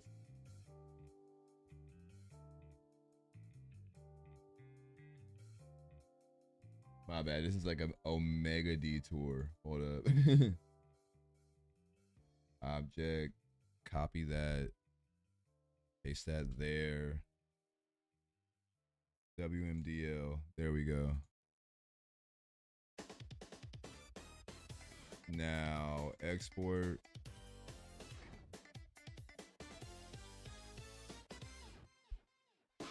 And save this here.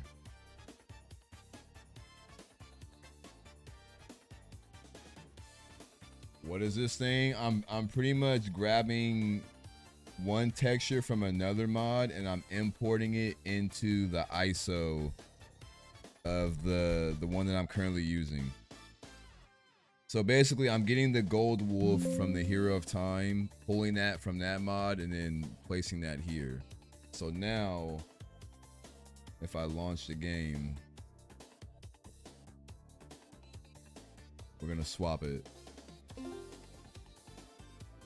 So select the one I just made. I'm gonna say that, back out of it. Should have hit restart. I don't know why I didn't.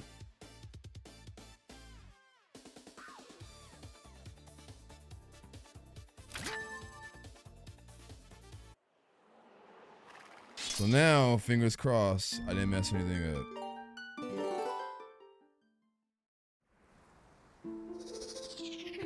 Nope, there it is.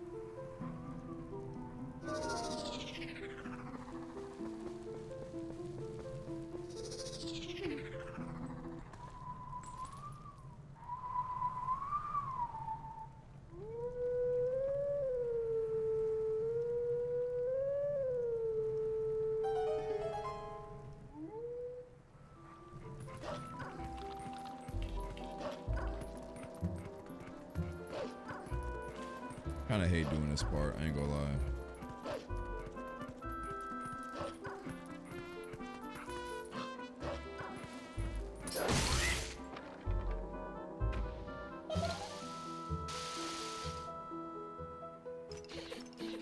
Oh, forgot about the tracker. My bad.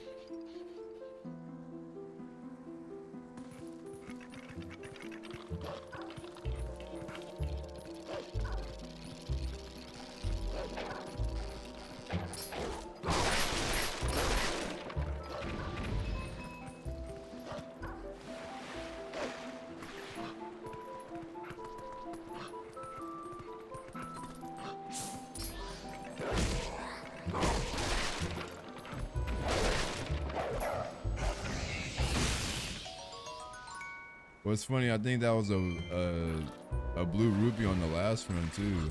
Like the same item 2 seeds in a row.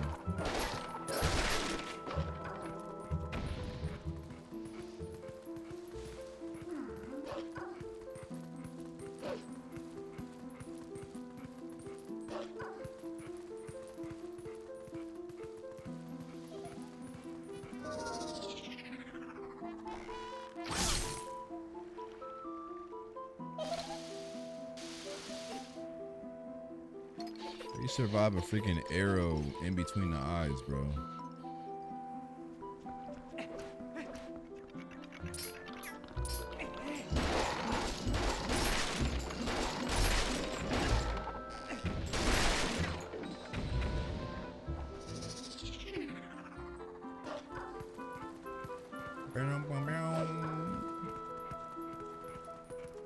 You already got 430 rupees?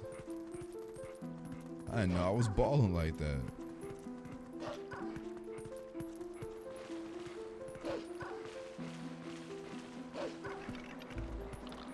I feel like this is one of the first times.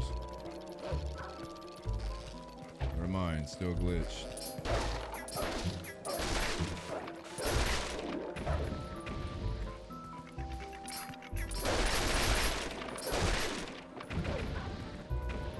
No, split up here.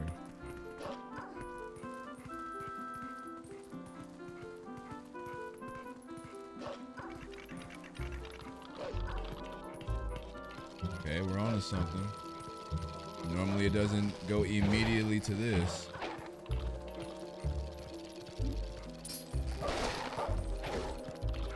I swear to God, if I die here.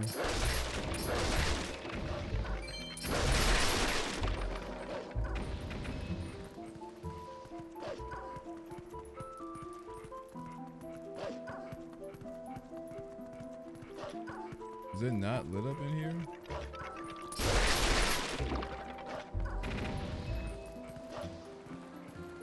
And now, okay, hold up. Let's speed this up. Here now. Let's go.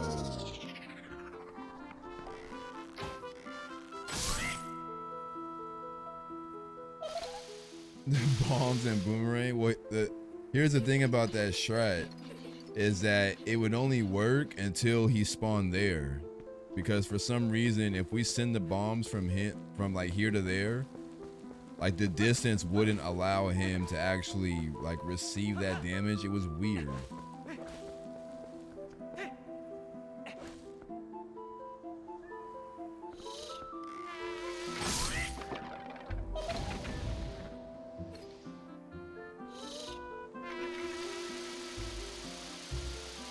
I gotta do this quick, because if I take like one hit, I might be dead.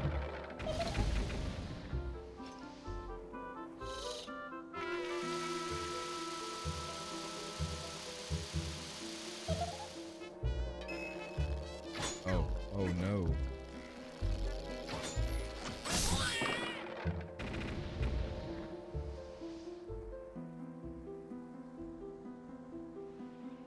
I wish there was like a hotkey where I could turn off fast roll in the midst of like fights, but then like turn it back on when I'm kind of just like roaming you know, Hyrule Field and whatnot.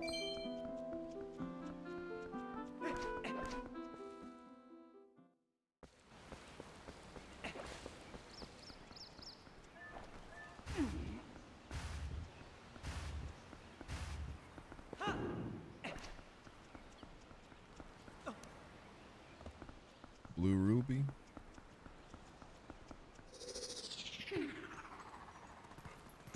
From the wood.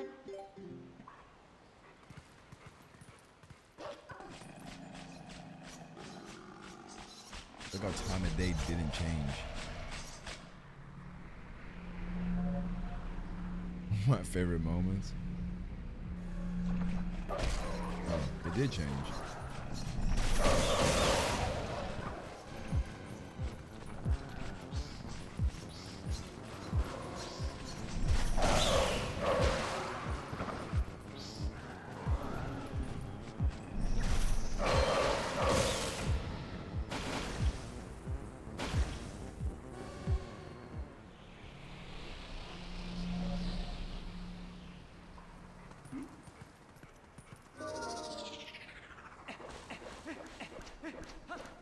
Oh well, yeah, I changed it for this.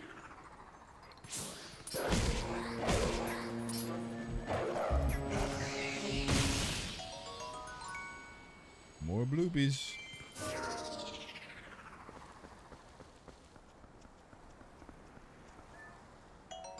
Another good God. No way. Double ruby on Master Sword is crazy.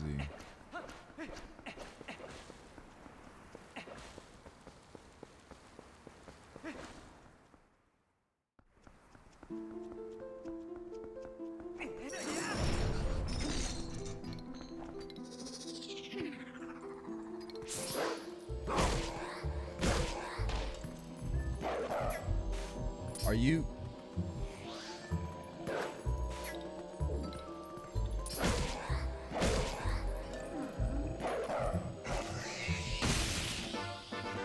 Nice. Got the health back.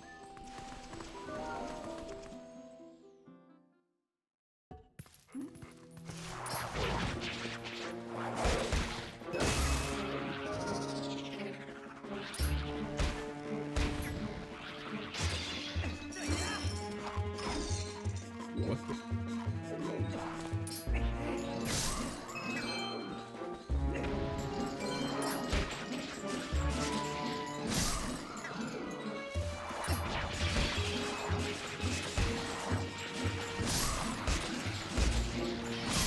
Ball and chain is undefeated. You ain't even gotta throw it.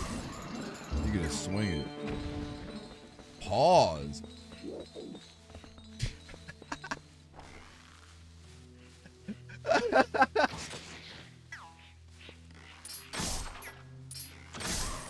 That was funny.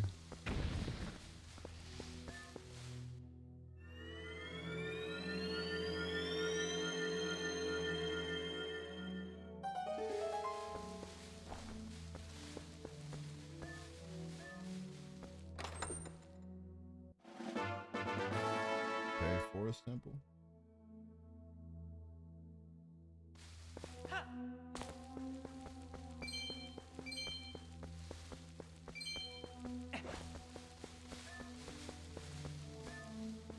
Are there other chests down here? Nope.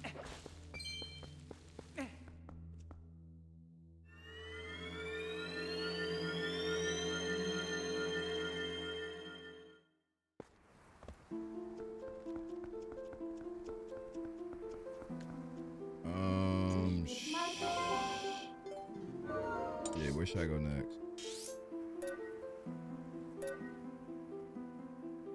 It's back here.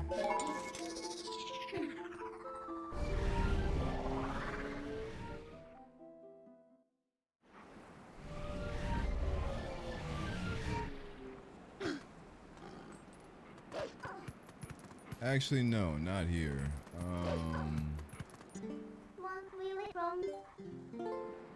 Use this warp instead.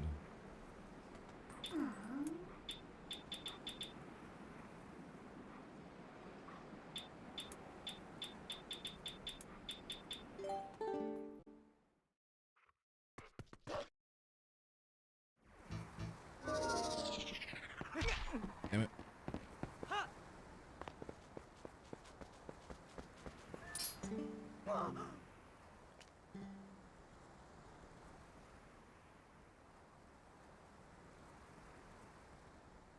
100 rupee arrows. I'm cool, bro.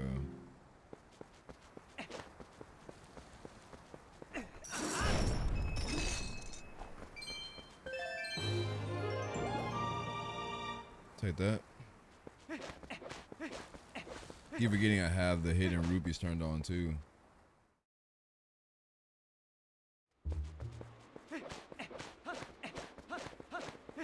Alright, so here we got a whole lot of checks. First thing, let's go to one of like the best grottos in the game. I swear you be getting some of the best items here. We got the what spinner last run from this room. Now watch, now that I'm expecting something, we ain't getting shit.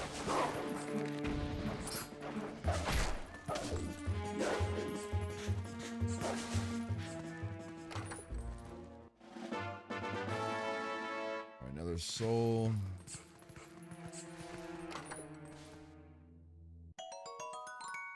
See, I done jinxed it.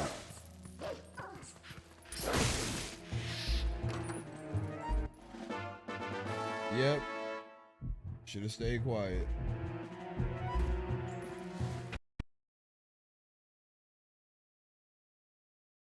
I will say this though. We haven't had a crash in a while.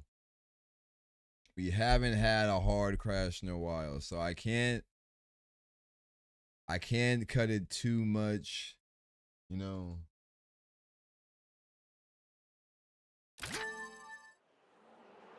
You know?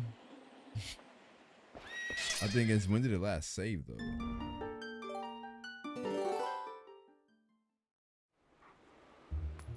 You thought I rage quitted? Did I?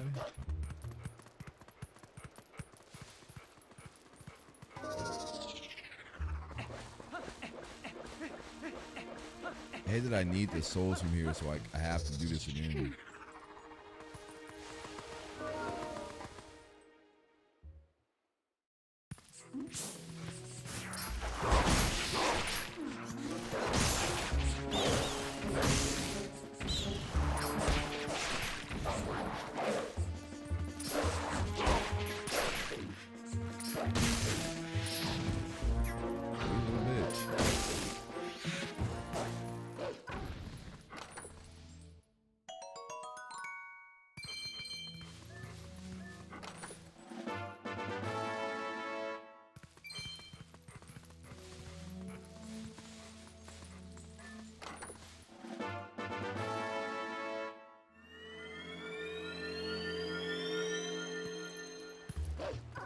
Alright, so we made it out that time. Thank God it wasn't like a consistent issue. That would have sucked.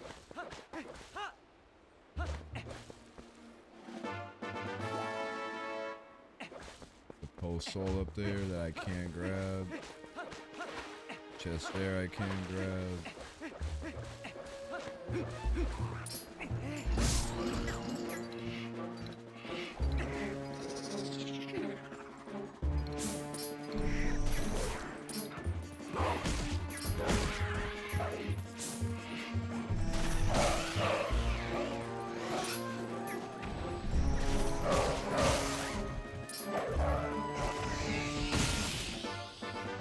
God damn, we ain't getting nothing good. I mean, we already got the bow and arrow and ball and chain, so let me shut up. Let me see, what is this right here? Is that a key? Yeah, a key. I think that's it for now.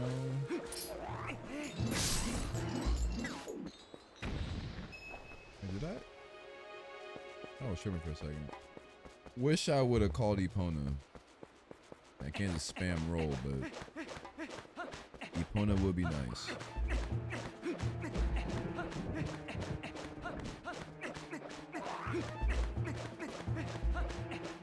Before we do that cave over there, let's grab everything over here to the left, including oh, please don't be a, I feel like it's a trap. Never mind, nigga, never mind. We got the spinner.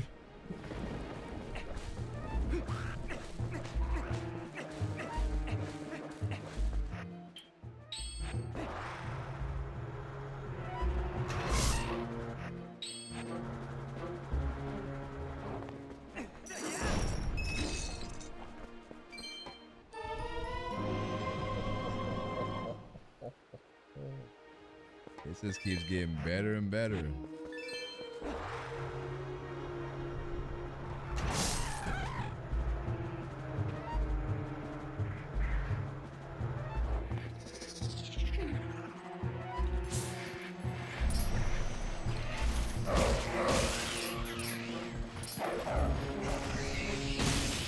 I was just talking about like, oh, we're off to a bad start. Nah, it's going just right.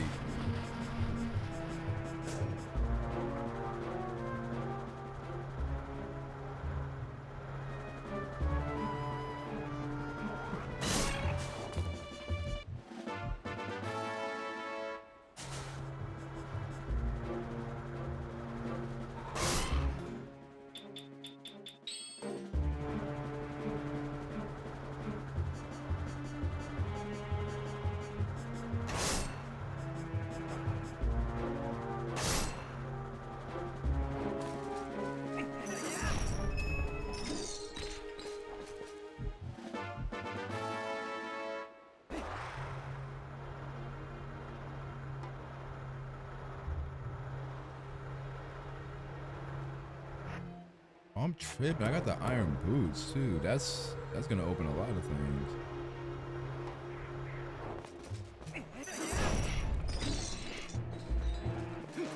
I high key forgot about the freaking iron boots. Yeah, no, I've said this numerous times. Any seed where you start with the ball and chain and you get that in the beginning village, it's a pretty good run.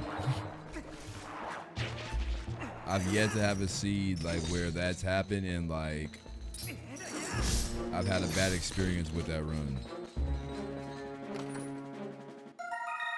Nice. Also, let me turn off reshades since I don't have my lantern.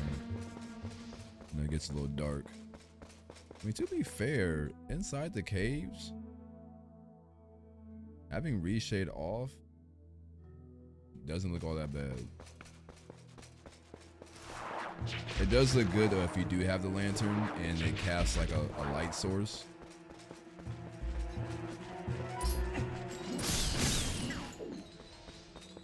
Yeah, no. What effect do I have that's making it that dark? Oh, it's tone map. I just need to turn that off.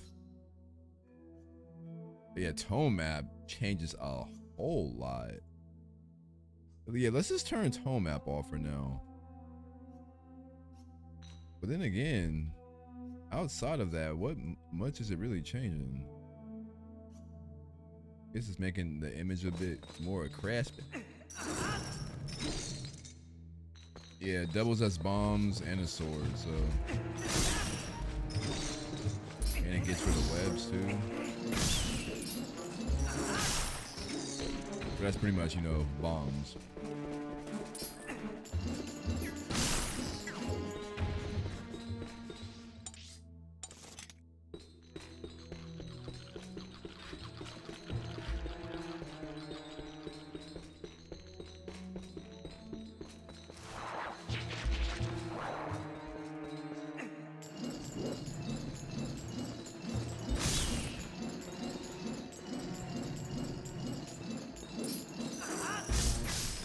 And it just destroys the hell out of Skull Tools. Hey, welcome back.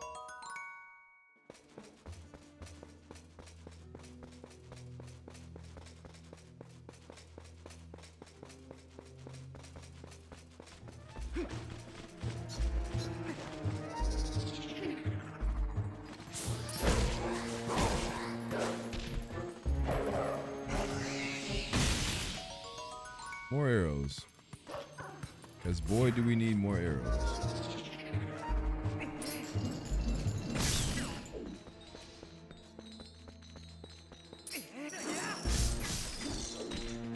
I think we're done here to Kakariko village. And we got the Zora armor too, so we can pretty much like clear every check there except for the one where we need the boomerang for the boulder on top of that cave. Oh, and obviously the lantern chest in the graveyard. Real quick, I want to see what difference does tone map make outside. I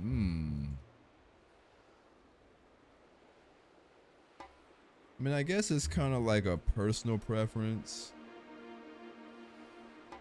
Like, do you like the game just more dark?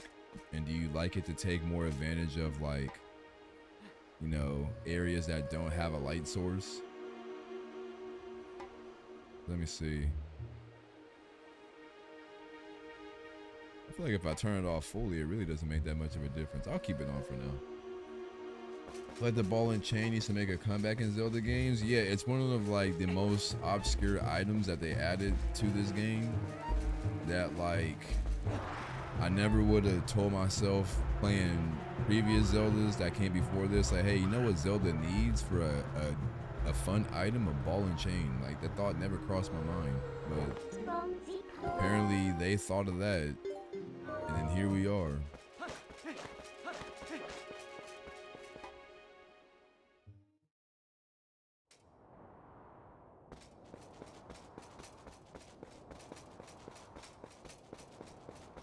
So don't really see that much of a difference. It's just it's a darker contrast. That's all it is.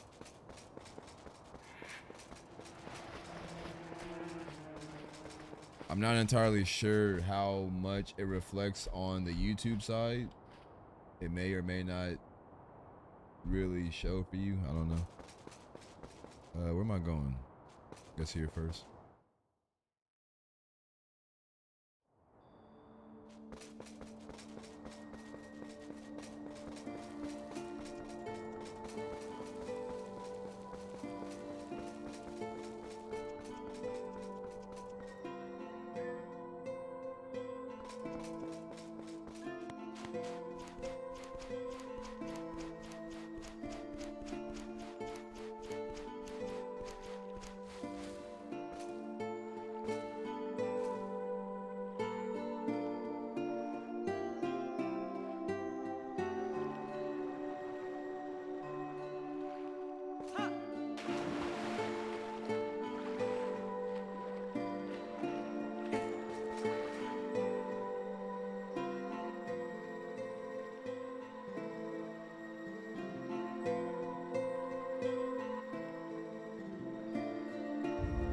I swear this item is always a blue rupee. In all the runs I've done, I think there's only been like one time where it wasn't that. Do you prefer Sonic music or Zelda music? Probably Zelda, but that's not to say that like Sonic music is no slouch, because I need freaking water bombs, but I could do this.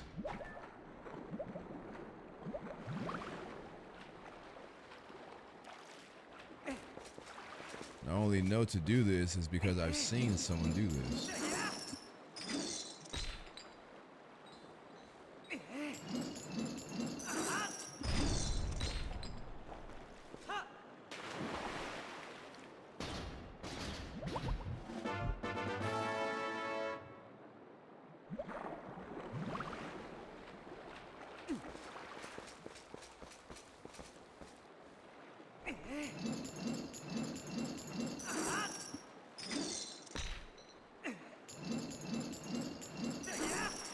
Too close.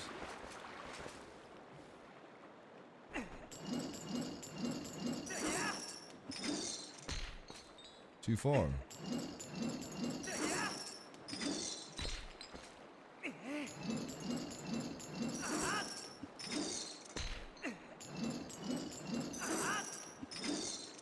Oh, come on.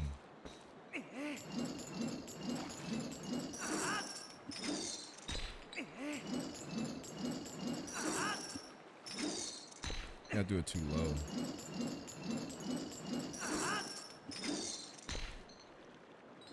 Am I still too far?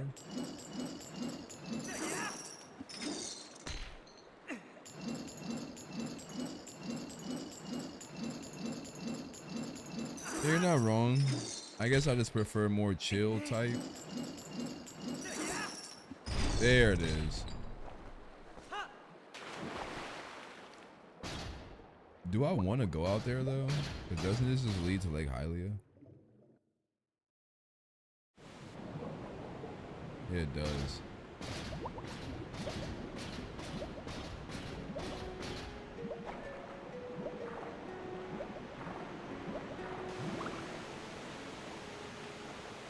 Yeah, I don't want to be here just yet. So let's go back to the graveyard. You know you could do that? That's funny. Well, now you know.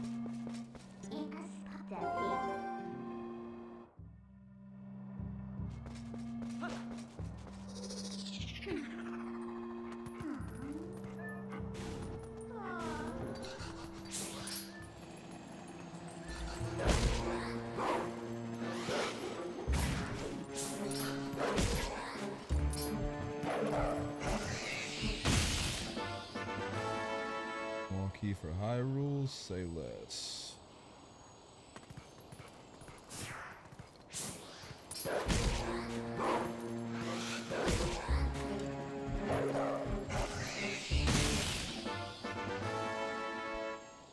Got 7.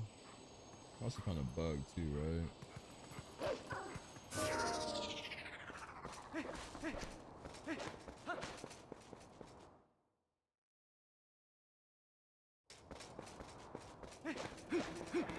While I'm over here.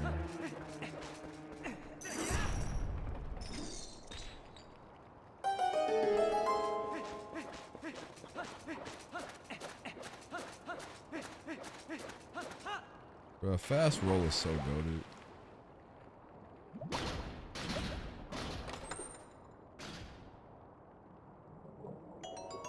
Nice. By nice, I mean shitty. Okay, that one I can't cheese. I'm actually gonna need the water bombs for that one.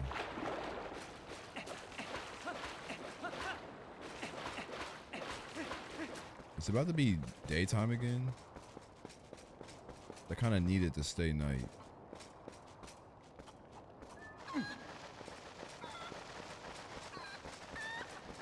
As a matter of fact, I'm gonna try that right now.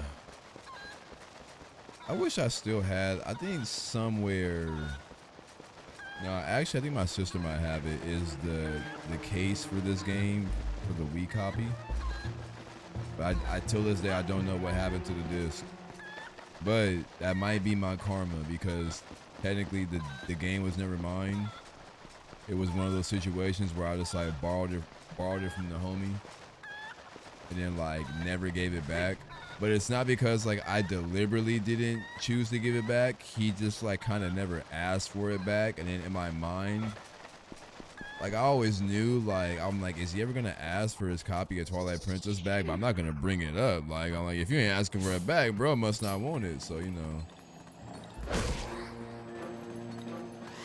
But I feel like one day he probably realized that he wanted to play it, and then he couldn't find it, and then like it probably dawned on him. He was like, oh yeah, I did give it to Jordan, and then he kind of just screwed me over. And then that's when karma came back and bit me in the ass, and I lost the disc. I can confirm it does work.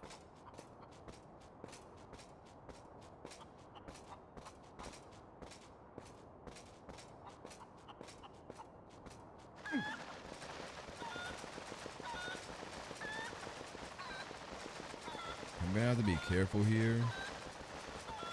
I'm gonna put you down. You stay right there. Don't go far, because I gotta kill this Poe.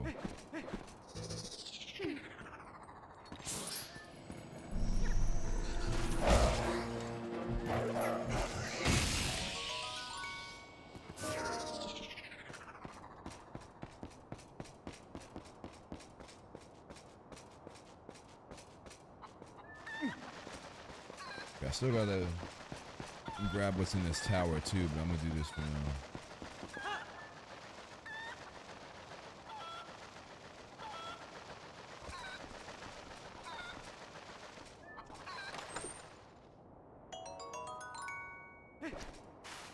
Okay. Also, I gotta break that box up there. Oh wait, I'm gonna still need you.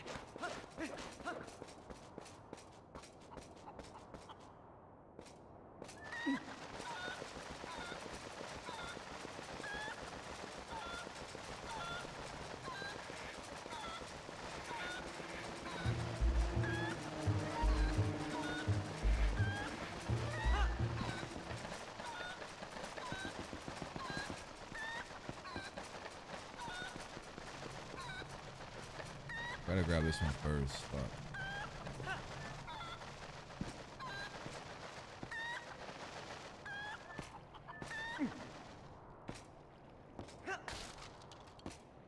Are you fuck? There's no way. Oh, this game is about to tilt me. You know that chest was there?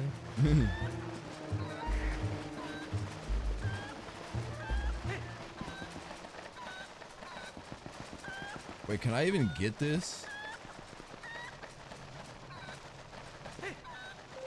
Okay, I can. Please tell me it counted. Okay, yeah, it did.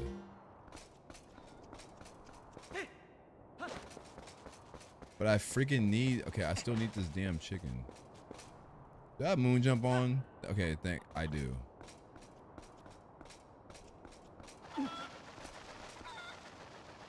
I'm gonna just cheat. Oh, I can't moon jump with the chicken. Shit.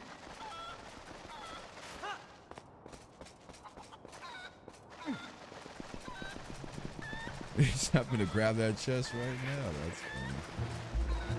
Yeah, one thing you'll learn from these randomizers is one, where every single chest is, and one, where all of these like hidden rubies are inside these boxes. So I would have never thought to check that box, and I would have never thought to check this one over here.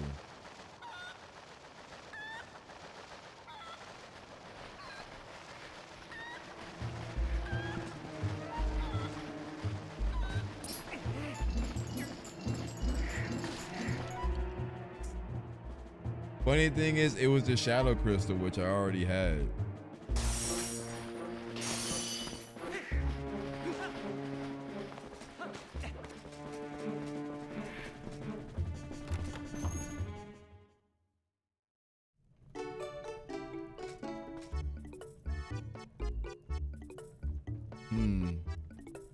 I have 500.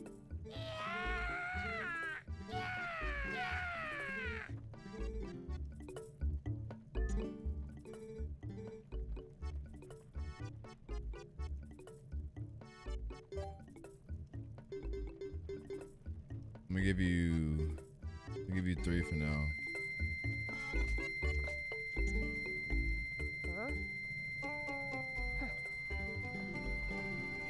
That's 50, and that's 200. What skill is it though? We're not buy it. We get so many rupees in this damn game.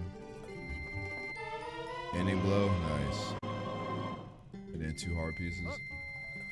The Twilight Princess got the best combat mechanics and best movement in any Zelda game. It's funny how when I try to make TikTok shorts or like YouTube shorts stating that, I mean, granted, I get a lot of people that like it and like, you know, enjoy the video, but I also get a lot of comments that spark a lot of debate and people just refuse to admit that, you know. And I'm not saying people are wrong, but they're not right either. I still get notifications till this day because I posted that one YouTube short that said Twilight Princess still holds the crown, and I was talking about in terms of combat. And then like I'll like be randomly opening my phone, I'll get some notification. What about Wind Waker, bro? Wind Waker's better. Wind Waker's the real GOAT. Don't get me wrong, I love Wind Waker. Might be my second favorite. No, probably third favorite behind Ocarina of Time.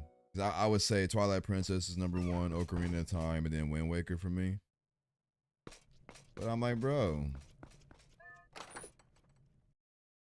And nobody said Wind Waker was trash. It's just, you know, it ain't the GOAT. But it's cool. It's top 3. So it's like. But then some people say, nah, I like, you know, Majora's Mask is top 3. Some people say A Link to the Past is top 3. But you know, you're not wrong, you know. The skills are unlocked in order, are they?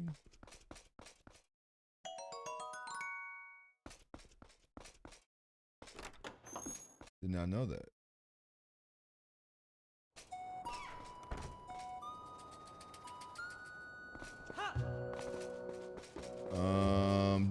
could check barns, but we ain't got money, so like what's the point? And I never got that chest up there, and I'm about to moon jump straight up.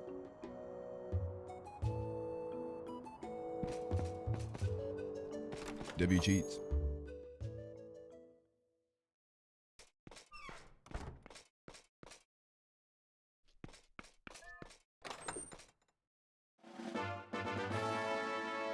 One key for arbors, which I don't even need. Oh, okay, that's what that means. Good to know.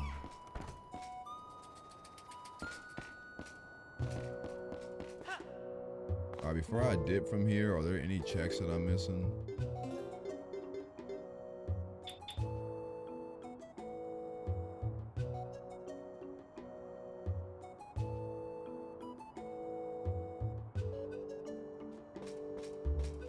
Why is it, oh, I mean, technically I could get the water bombs. Village bell, I forgot about that.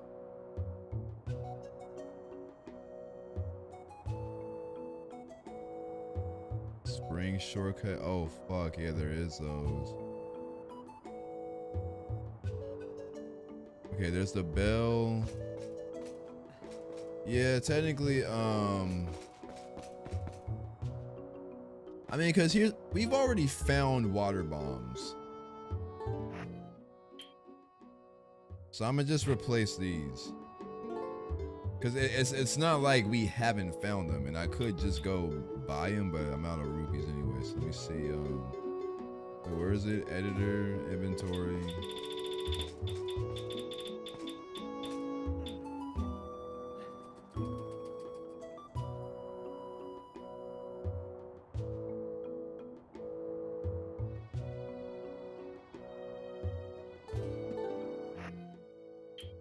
So now.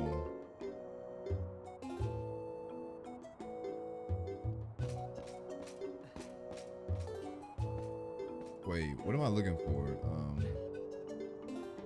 Editor, inventory.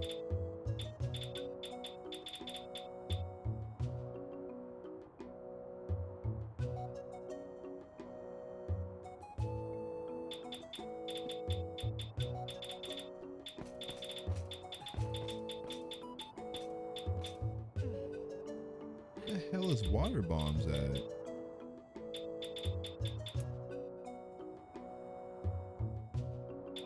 Why did it default back to empty?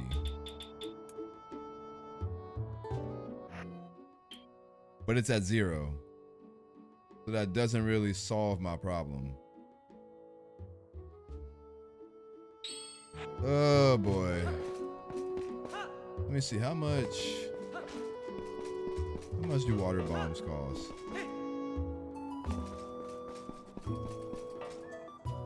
I haven't played the HD version of TP, neither Wind Waker. I never played TP, but I have played Wind Waker. Never beat it. Hey.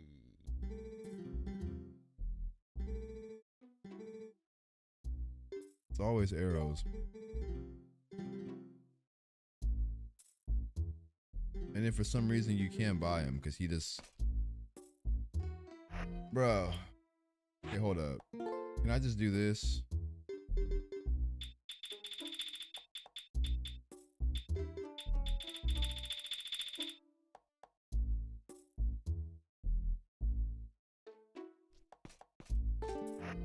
Okay, that works. Thank God.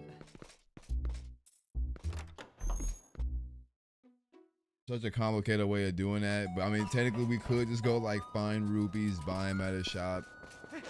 Or I would just like if he found, like earlier when we found those water bombs, if it just would have replaced the bombs, or like asked like for an option like, hey, would you like to overwrite the bombs you have? And I would be like, yes, but game doesn't even give that option.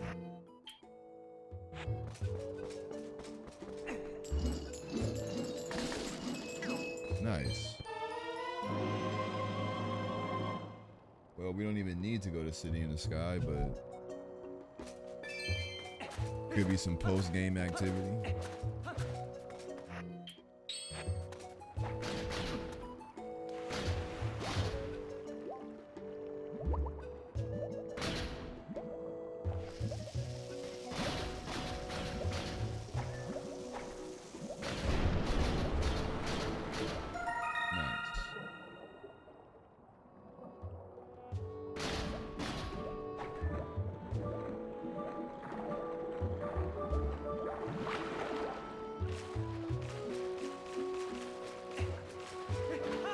But if the sword isn't sitting in the sky, it probably won't be, because if the dungeon isn't required, it's barren, so it's not gonna have any item that's required to beat the game, and the Master Sword would be required to beat the game. How do you get up here normally? Wait, don't you jump in wolf form or something?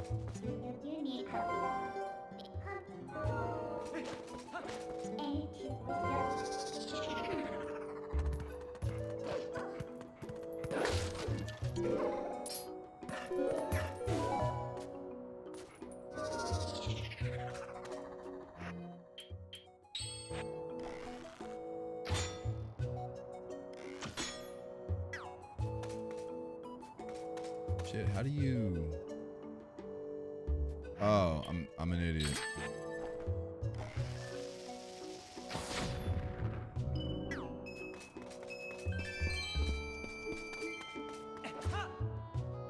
Oh yeah, with the chickens, yeah, you can.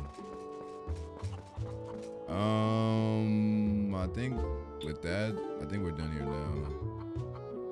We double check.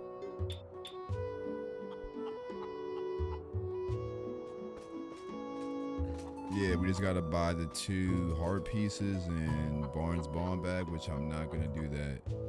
But I'm gonna go grab something to eat or just snack on real quick, and use the bathroom, and then I'll probably knock out like another hour or so, and then we'll call it there. But give me a few minutes. I will be right back.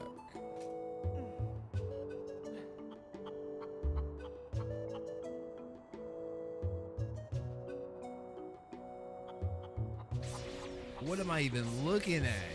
What am I looking at? Whatever it is, it's amazing.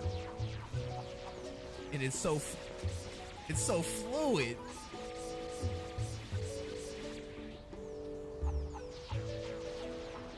Bro, what is the budget for this episode? Because they popped off. However much it costs, worth it.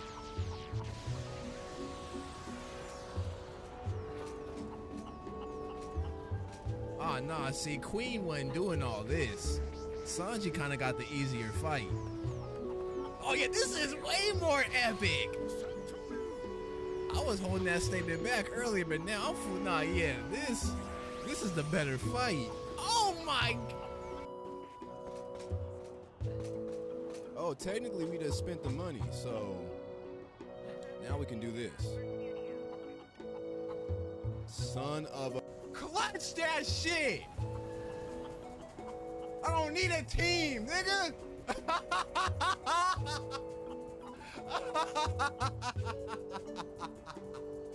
Oh, she bowed down. Yeah, that's right. That's right. Fucking hell.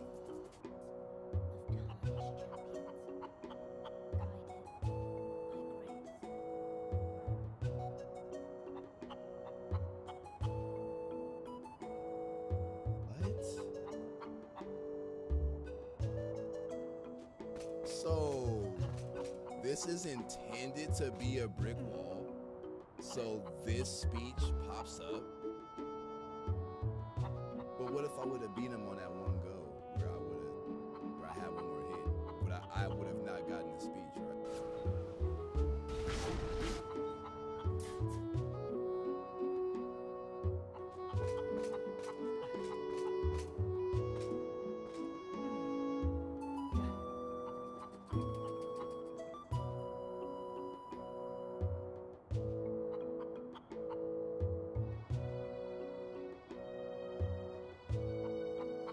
I tried to fucking throw my hat across the room and fucking failed. Here. We get there right now. That's great.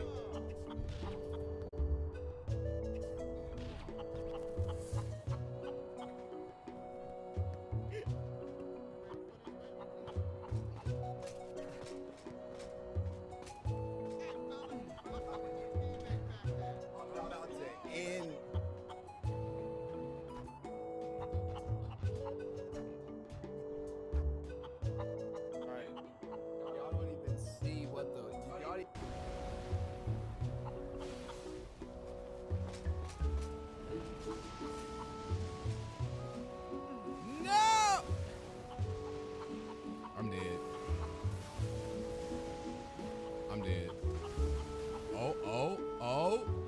Can we clutch? Can we? Nah, I'm dead.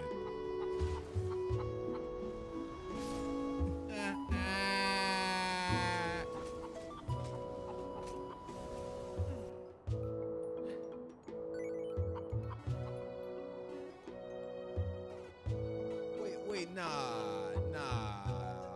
I'll press up, man. Anything new up its sleeve? What in the living fuck? R.I.P. my boy.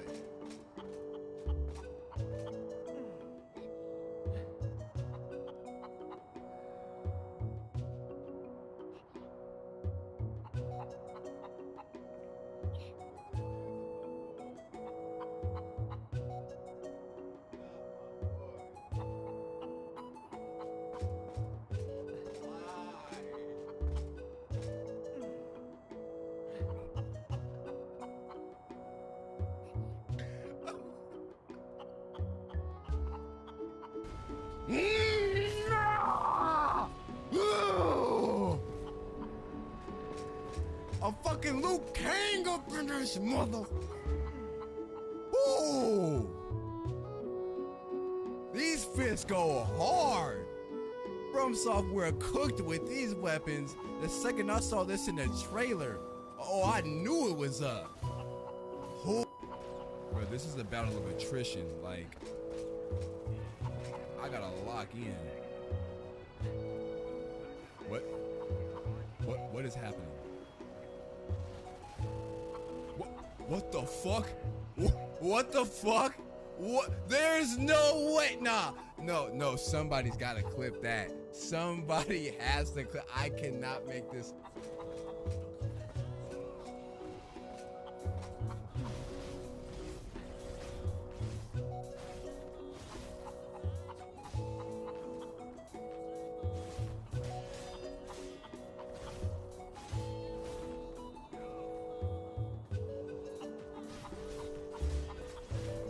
Bro, this move set is fucking ridiculous. Alright, on that note, we should have enough.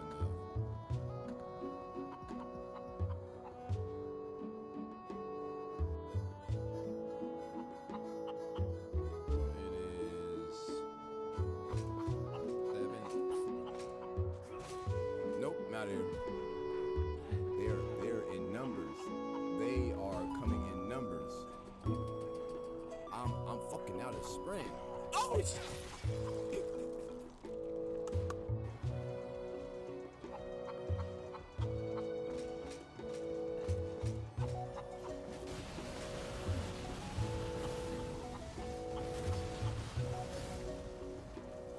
Yep, this mod gotta go. This shit gotta go. This shit gotta go.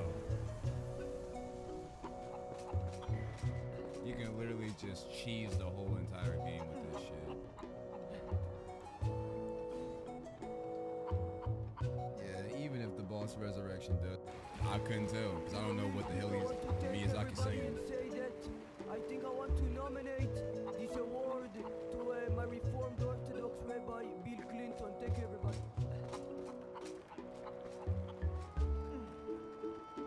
What? What did he just say? All right. Well, What? Am I tripping? Did it, wait, what? Special night, and I can't believe that next year, 2023, marks the 10th annual Game Awards.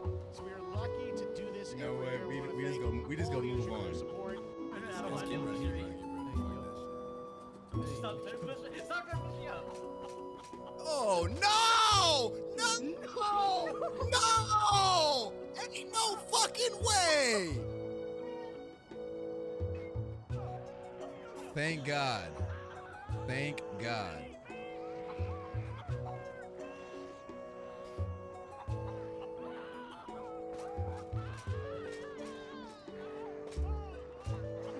Like for 2 days, but not like the entire 2 days. I played it for like.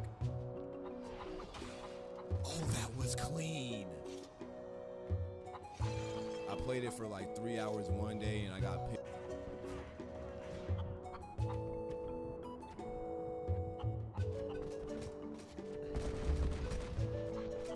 Holy shit. That was crazy.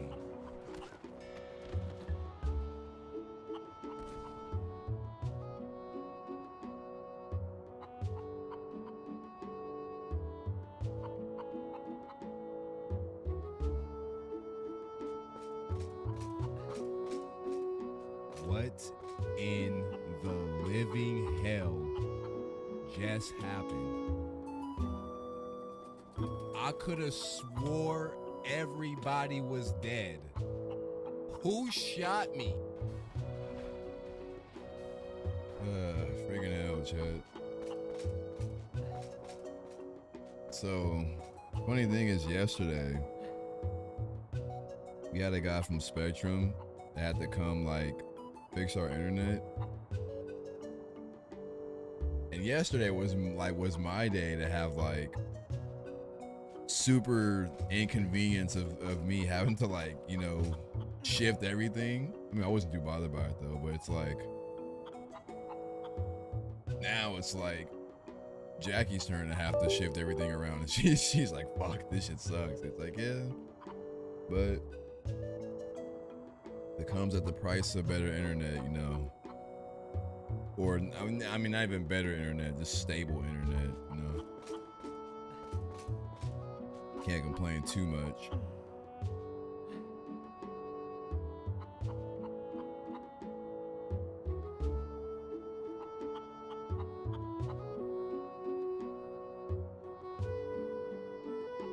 But it does suck having to like move everything around.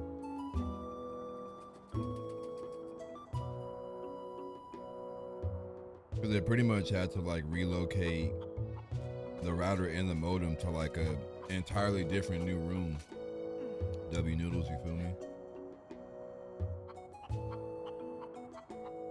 The funny thing is, it works out semi better for me because now I don't have to run my cable all like super complicated, but obviously that's not the case for everyone.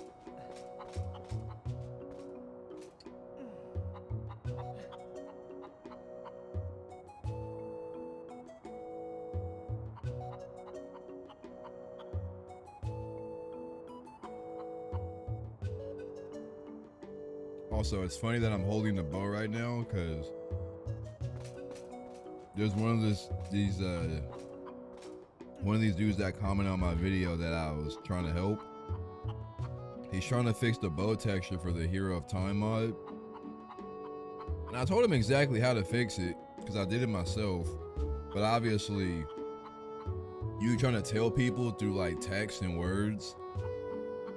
If some people are just so hell-bent and determined on being visual learners, like they don't comprehend. So he's one of those dudes. But I'm just like, I mean, if I find a spare time, I'll drop a video that can like show you specifically how to do that. But you know, I can't drop everything to do that. But he's been like kind of spamming like the comments, like, bro, can you just please do a video to show me how to fix it? But I mean, I kind of told you how to fix it. You know, it's not my fault you can't figure it out that way. But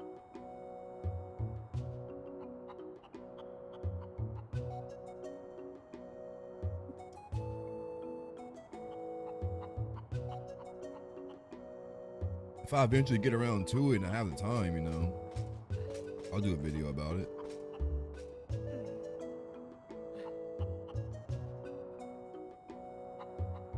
I ain't gonna lie, these noodles kind of spicy. I'm out here burning.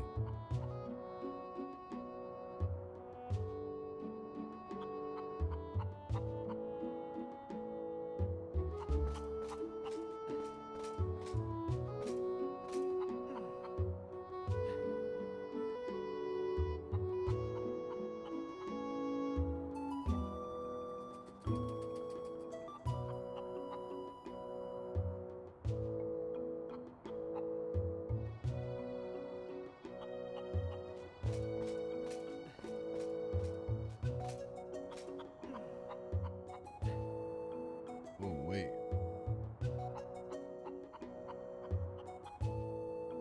Yeah, give me 1 second. Actually, wait, hold up. No, we're good.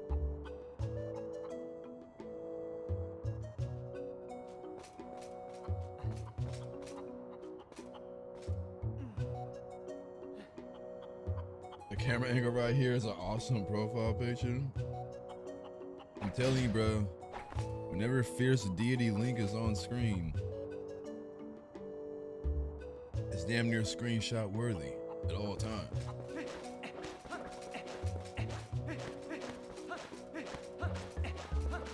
The only downside about this mod or texture is that if you zoom in, it is a little bit low res. You can start seeing like the pixels and stuff. But from a distance, it looks fire.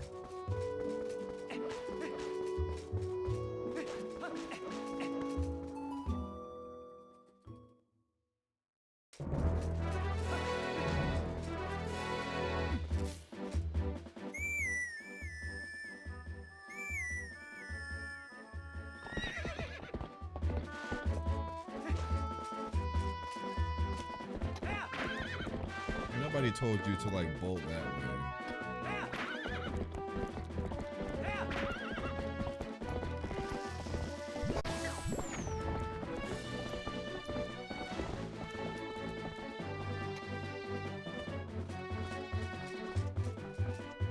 Look at him, just ready for the smoke.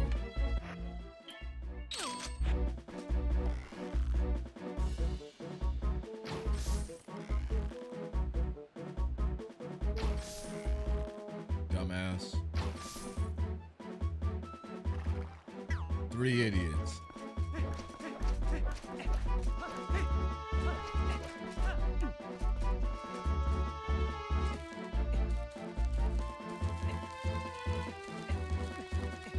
Did I turn fast climbing off?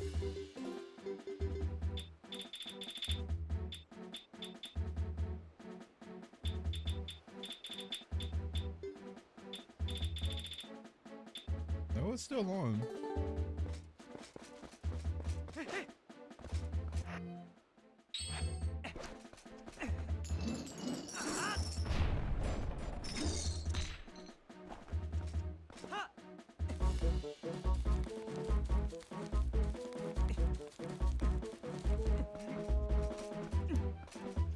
Doing the puzzle with the statues before the Master Sword.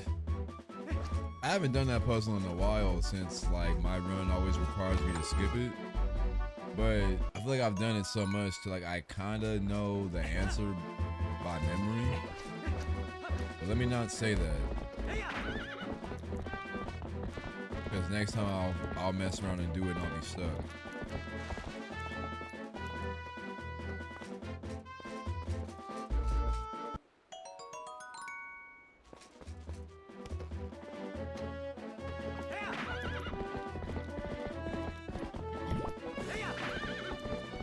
You find it pretty straightforward? Yeah, some people kind of just overcomplicate it. That's all it is.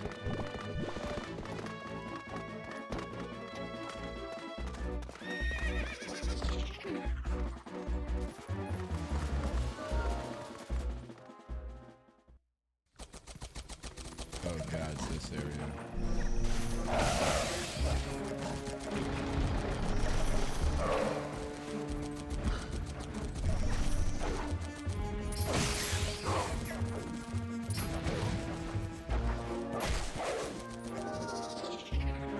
Work smarter, not harder.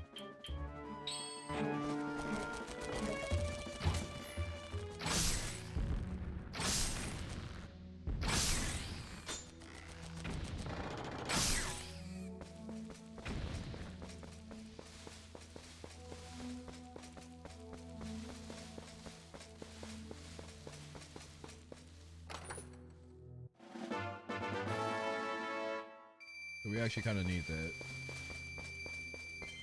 I could have swore there was a chest here for killing all the enemies. I guess I was wrong. I think that's the only chest here too, outside of the lantern one. I'm like triple checking. Here.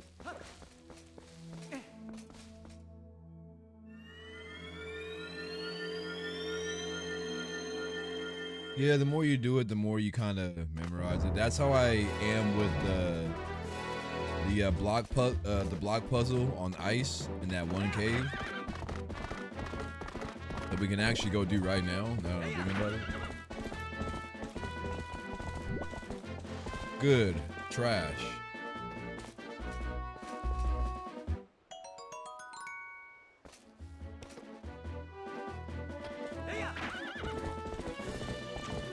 I haven't used bomblings since Ocarina of Time.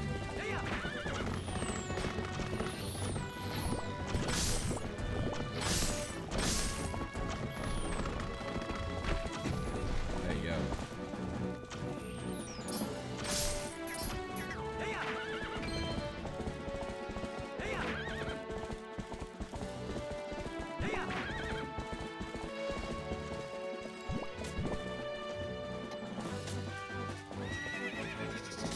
That looks like a good item over there. And I don't have anything to get it with.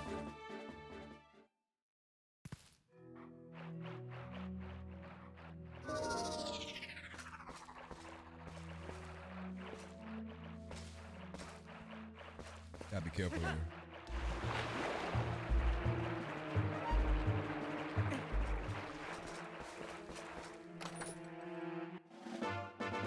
Alright, got the health back.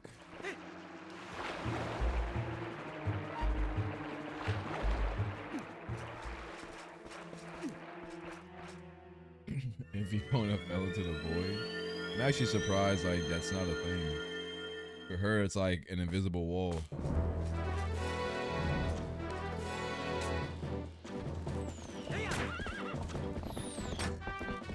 It's a bomb bag.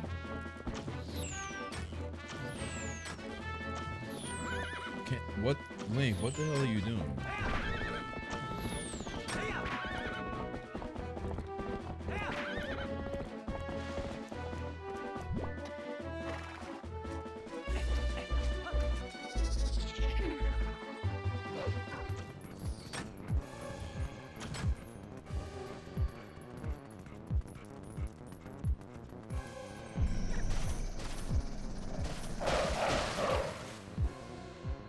Done and done.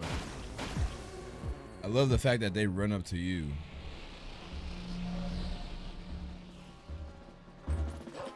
It's like all the other ones love to spread out.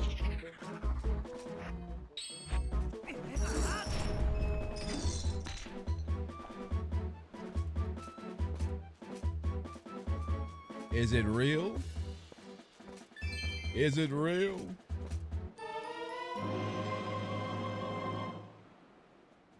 It is indeed very, very real. And it's clutch because we got it at the perfect time. So we can now do this.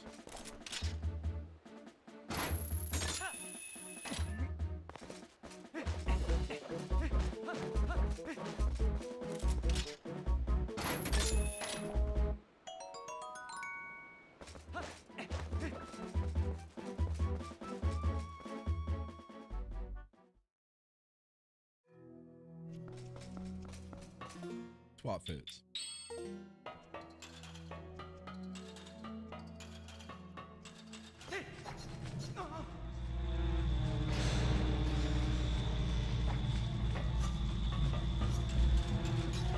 What abilities do you think is better in Ocarina of Time? You travel 7 years in the future, Majora's Mask, you turn into whatever mask, and Twilight Princess, you transform as a wolf. The wolf is by far the worst one. And I'm not saying that like, you know, I don't think the wolf gameplay is absolutely terrible, but I don't think it's as fleshed out as it could have been.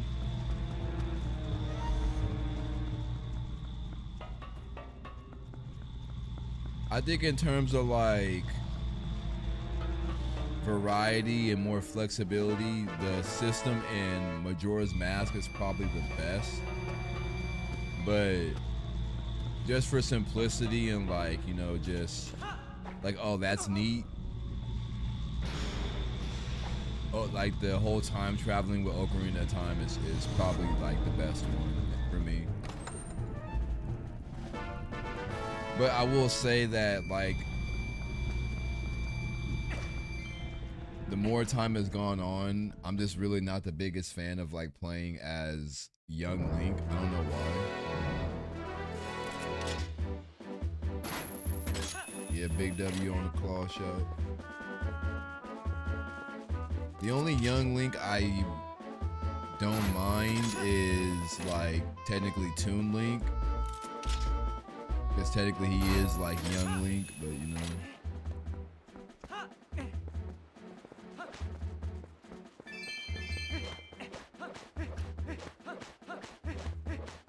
Cause like I don't know, even like on my first playthrough of Ocarina of Time, the second I turned into like adult Link, I was like, oh, this game is fire. And then I found out there's dungeons even like later on that you have to like revert back to child Link, and I was like, oh, this sucks. I don't want to go back to this.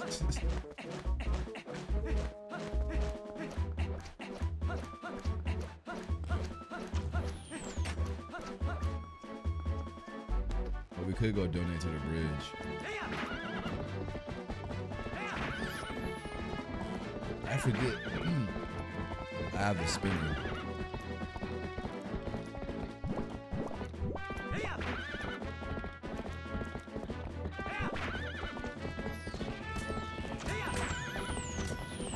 Speaking of spinner.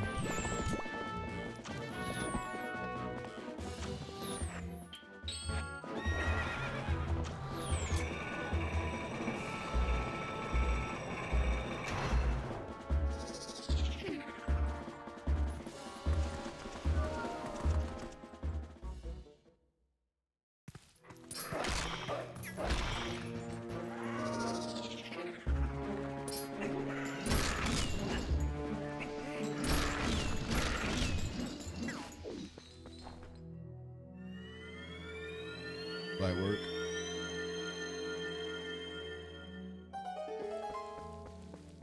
A bonus chest here. Yes, sir.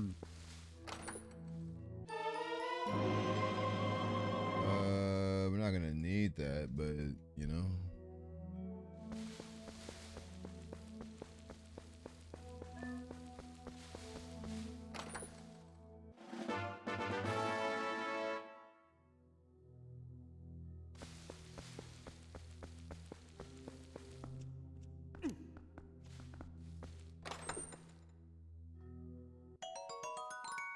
I like how the better loot was from the small chest.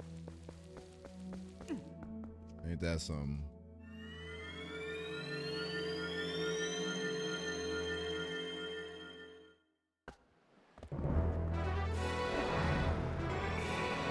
Part of me is kind of holding off on Lake Hylia until I get the lantern, but the lantern might be there.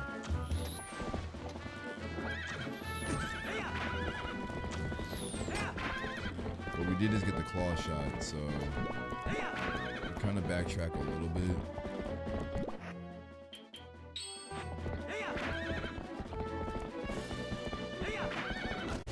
That thing always hits me.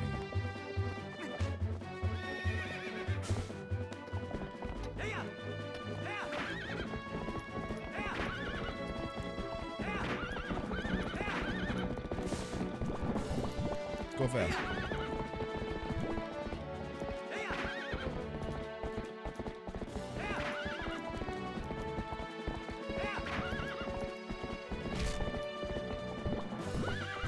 Arrows. Oh joy.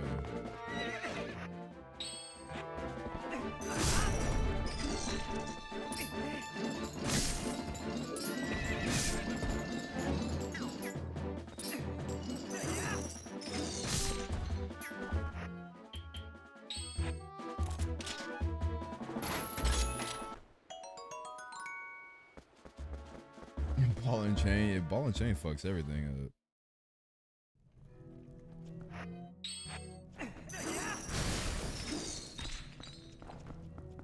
This freaking puzzle, man.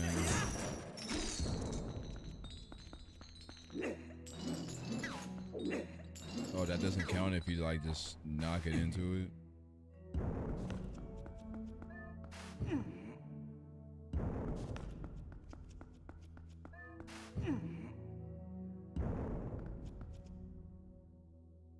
Wait, hold up.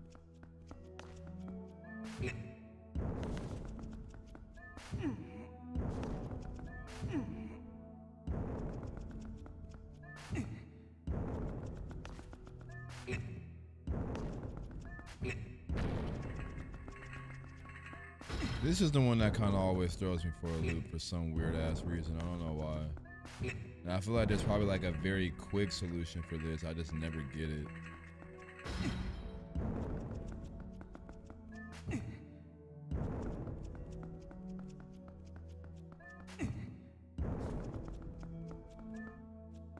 Actually, hold up.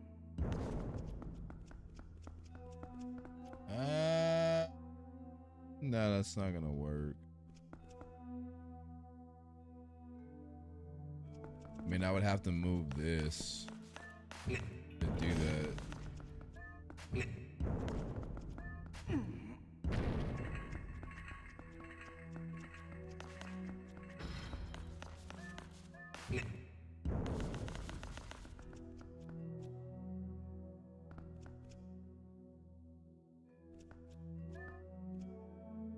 Wait.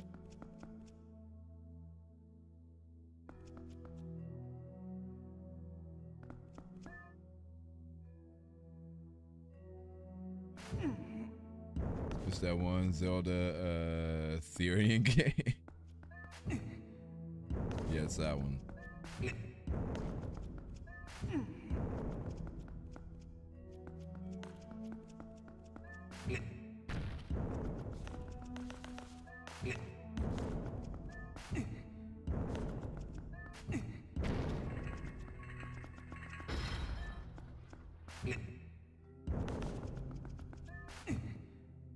I had it. Did I?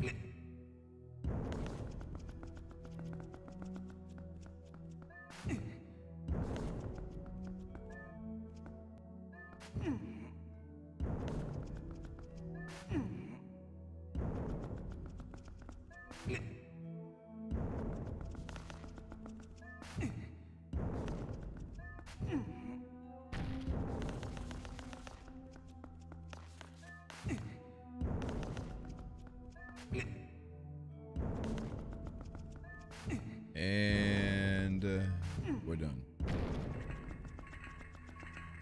Blue ruby. Oh man, hey. I sold myself short, so can't be too mad at it.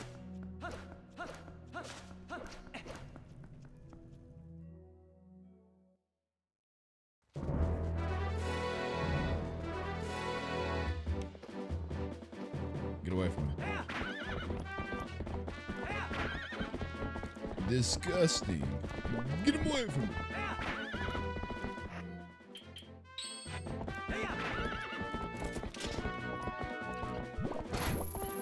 Oh my god. About to hit it with a drive-by.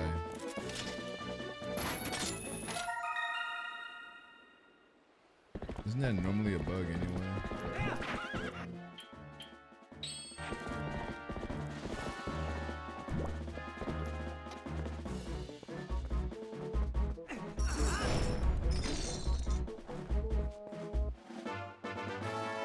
Pretty good.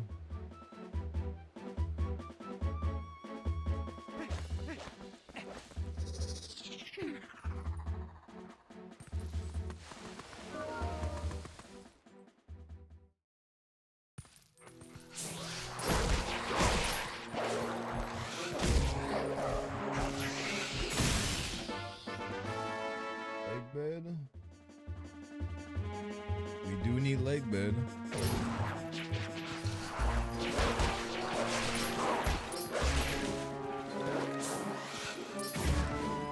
Don't need that though.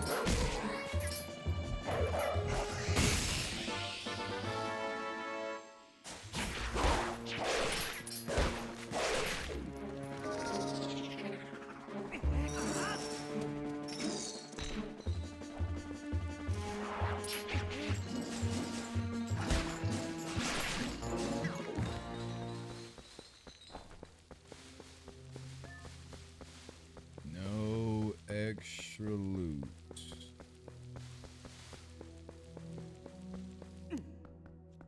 Got one heart though, so I mean, ugly. Super ugly.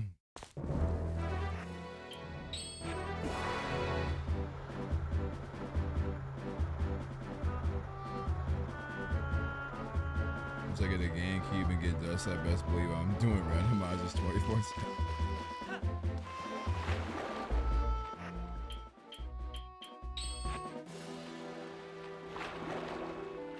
I think it does show that I kind of am addicted to doing this because like last stream when I finally beat that randomizer, I was like, you know what? I think next stream we're gonna switch it up and try something different. And then here I am playing another randomizer. Oh joy.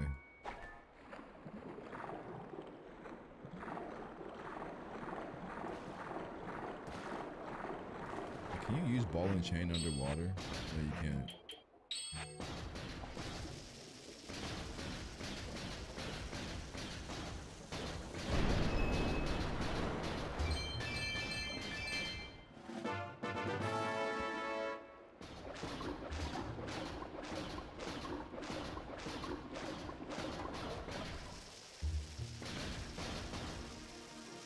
I'm gonna turn the last randomizer into a video.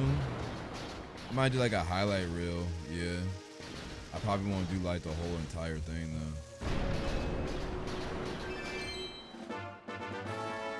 Which I have so many things I need to do like highlight reels for. I still need to do like the highlight reel for the Splinter Cell 1 and 2 playthrough, and then we still gotta beat Chaos Theory, which I started.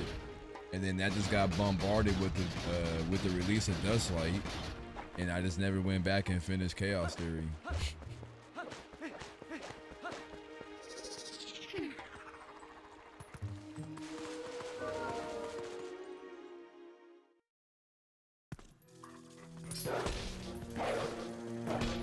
I think another one too I kind of beat myself up about because I don't even know if I have all the footage anymore because I think the VODs got deleted. I don't know, I might have them somewhere buried. It's my first playthrough of Dead Rising, the deluxe edition.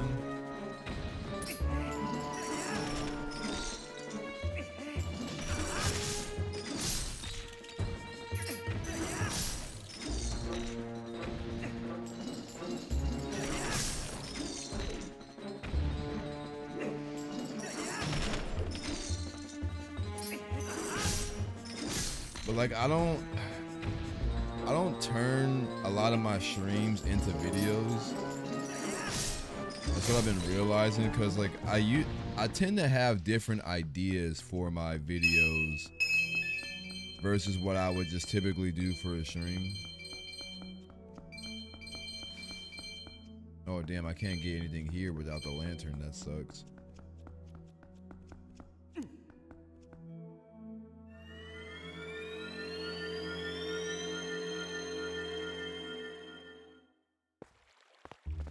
Also, in my experience, most of my stream content doesn't do all that good. But that's why I said like if I do it, I do highlight reels. I don't do just like the whole stream or playthrough. Cause the last one that I did, and I put in a lot of effort to upload the entire series to YouTube, was Spider-Man Miles Morales. And like granted, that was a fun playthrough and it was cool like getting that up on the channel, but like the time it took to like edit all that versus like the amount of views it got in return. I was like, well,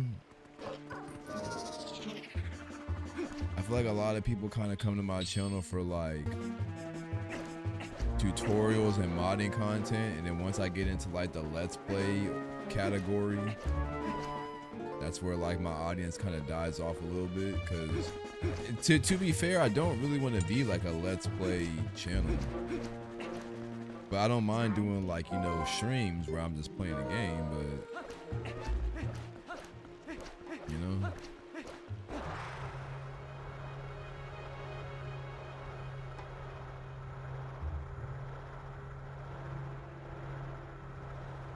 Cause I don't know, to me personally, I just feel like let's play types of like videos, that's just way too oversaturated.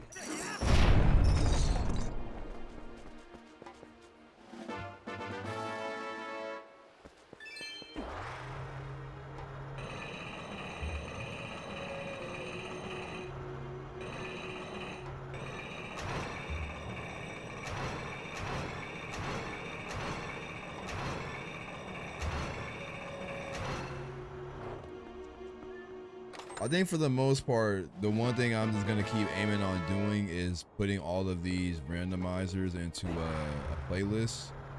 So like if anyone ever just wants to go to like a one-stop shop where I have all of these, I you know, because at first I was just throwing them into like the same playlist with my pre-edited videos, but then I just decided to just like separate the two.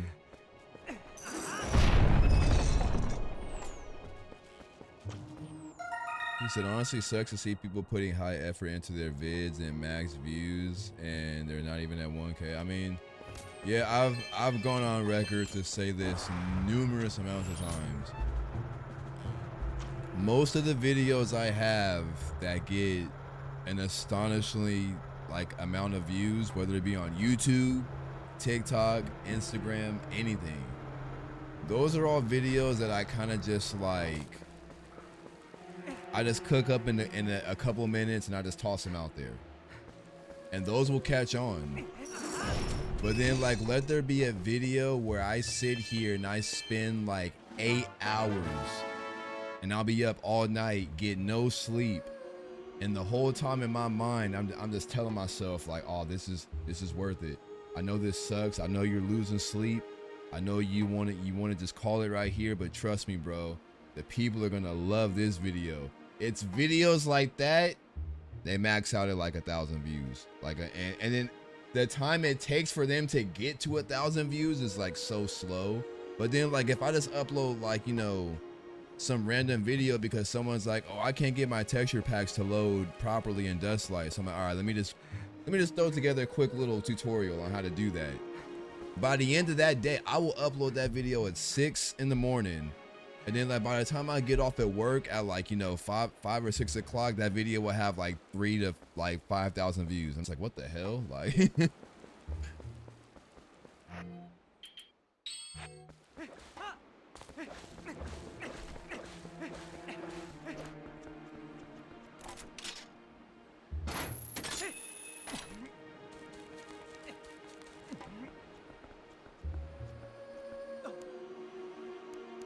But the thing that kind of makes me kind of keep the mindset that it's all worth it is, for me, I'm like, okay, well, even if people didn't really gravitate toward that video that I put so much time and effort into, I gotta ask myself, like, do I like it? Do I like how it turned out? Do I think it's a fire concept and idea? Because if I do, that's all that matters. You know, yeah, it might suck that it didn't do the numbers I wanted it to, but if I can watch that video, because I still got videos to this day, I go back to my channel, like I scroll way back, I'm like, man, this video is something I would still edit this in the same way today, because granted, even though my editing has gotten better, this video, I was cooking when I made this one. But the fact that it only got like, you know, 400 views, hey, like that sucks, but like I still, like as long as I can watch the video back and be like, no, like this is a good idea, that's good enough for me, you know. Voice call.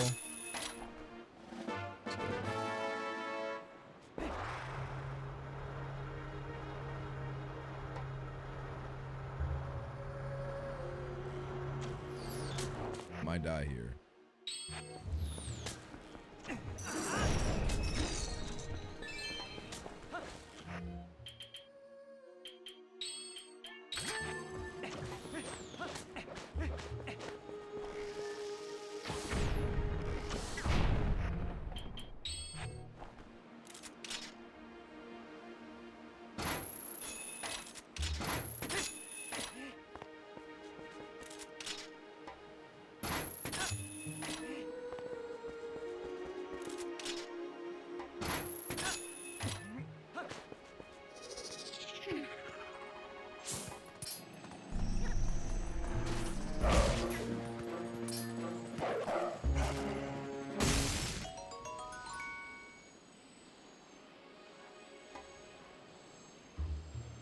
Yeah, no, that's the number one thing that is a lot of people's downfall, is lack of consistency, because it's mine too. Because if you go look at my channel, there's gaps between a lot of videos, and that's why, like, my channel never really, you know, why my channel struggles to catch on is because, you know, when I have moments when I'm feeling uninspired or nothing's really, you know, nothing's really hidden, I'll just stop uploading. And sometimes, you know, those couple days can turn into weeks, and then those weeks will turn into months, and the next thing you know, like, you know, I might still have, you know, 3,000 subscribers, but they done kind of moved on to other channels, and, you know. And what a lot of people gotta realize is, like, most of your views, they come from, like, people just scrolling past it on the homepage. You very rarely get people that, like, click through that are actually sub to you. Like, you get your few little small handful of, like loyal subscribers. But, like, don't expect if you got 3,000 subs that every time you post a video, you're gonna get at least, like, 1,500 people viewing it because you have 3,000 subscribers. Like, no, it's not always guaranteed. They'll be fishing rod, though. It takes a while before those numbers start to reflect. Because even till this day, when I pull up my analytics and I look up the people that click on my videos, it'll still say like 85 to 90% of the people that click on your videos are not subscribed to you. And like, that's crazy.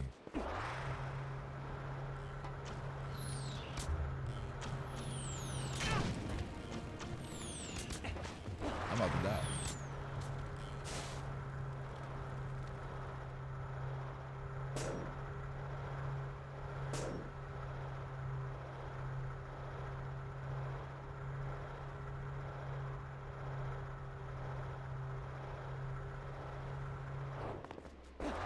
Let me see, can I survive this area? At least I'm not that. I mean, yeah, I will say that.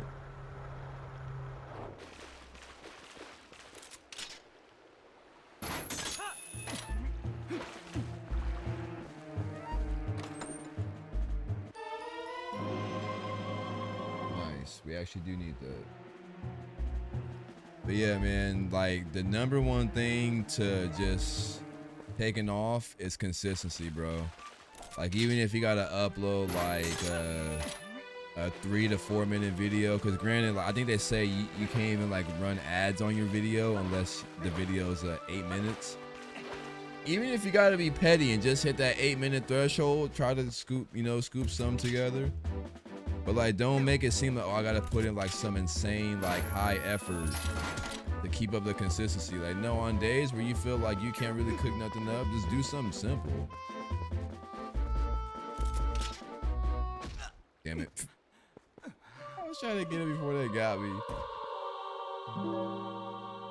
But to a degree, that was kind of what I did this morning. My latest video that I just uploaded on how to get rid of the stutters. Because if you go and look at my reshape video was posted a couple days ago. And since then, I was kind of like, damn, like, I don't really know what else to cover outside of just me doing randomizer live streams. So I think Zelda might be tapped out of content. But then I went to Game Banana the other night and I just saw they added this new tool and it worked for me.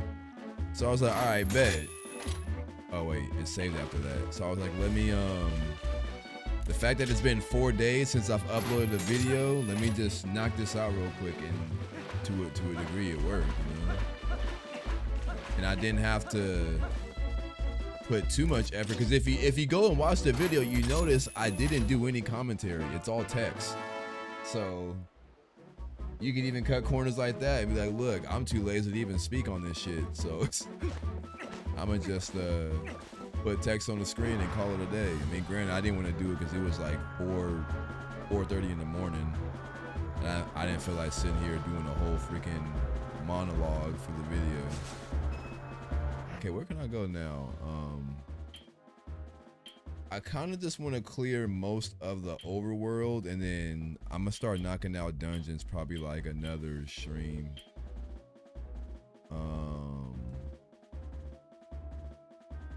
I guess we just say fuck it and go to Lake Hylia.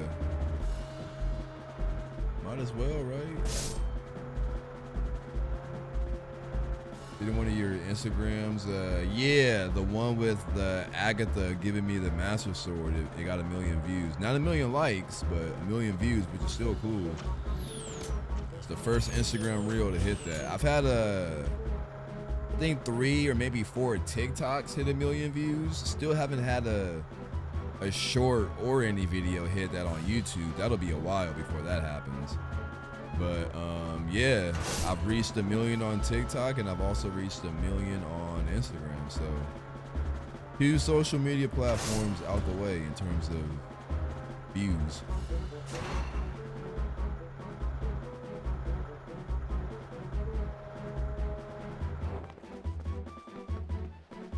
Speaking of that, I gotta start being I gotta start taking more consideration to what I'm like posting on my stories now, because I just grown like over like 400 followers on Instagram in the past couple of days. And sometimes I still be assuming that I got like, 300 followers, and only like, a small handful of those people are actually viewing my stories. But I had like viewed my story the other day, and I noticed that it had like freaking like 150 views and like 30 something likes. I was like, that's never happened before. But I guess it dawned on me that like, oh yeah, my audience did grow like pretty ridiculously in the past couple days.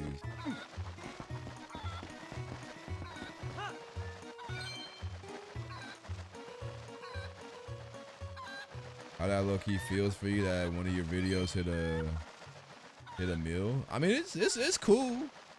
Like, obviously, I'm grateful for it that, I'm finally, getting treated right by the algorithm. But you know me, I'm always in a state of mind to where like I don't, like, granted, I smell the flowers here and there, but I don't get too caught up in celebrating like a single victory, because I'm always focused on like, okay, like, well, what's the next video or whatever, And I say that because I've had moments where like I fall victim to that. I tell myself, oh yeah, I got one video that popped off, I'm good, I ain't gotta upload nothing else for like the rest of the month. It's like, no, bro, that's how your audience dies down.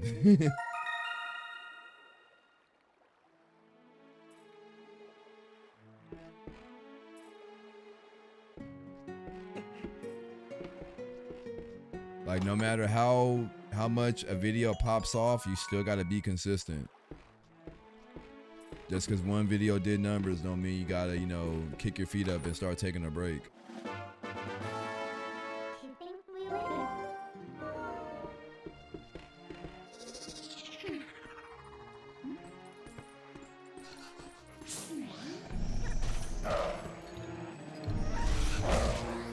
God damn it.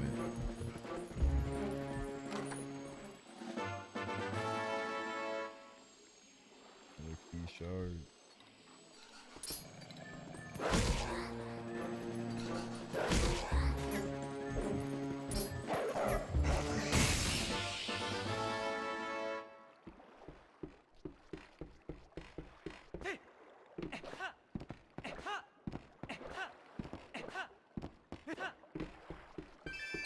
Give me my 20. What time is it? It's 10 o'clock, and I've been streaming for almost 3.5 hours. I think once we clean out this area, Lake Hylia, I think that's gonna be most of the overworld outside of Gerudo Desert. So like, pretty much from here on out, we just gotta get access to the lantern so we can clear out a lot of these caves. And then next stream will be like all dungeons, and we'll just knock that out. I'm gonna try to split these randomizers into like 2 streams. Like, first half we clear out the overworld, get all the stuff we would get from that, and then the second half we knock out all the dungeons and then wrap it up with the Hyrule Castle. Currently 1 a.m. Goddamn.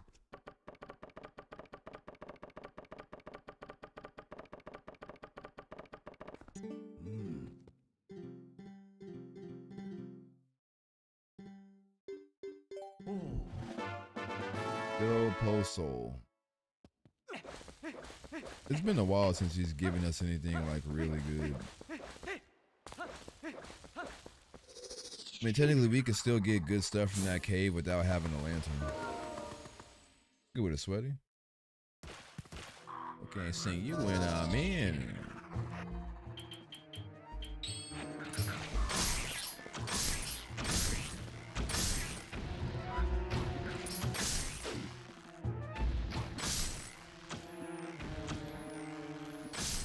Aim was a little off that time. Just finished Goodwill Hunting. That's a TV show, right? Nice.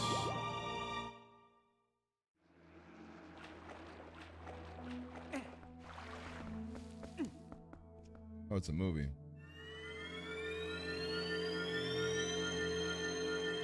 Oh, there's that bomb bag on the bridge that we can go get too. I guess technically this. If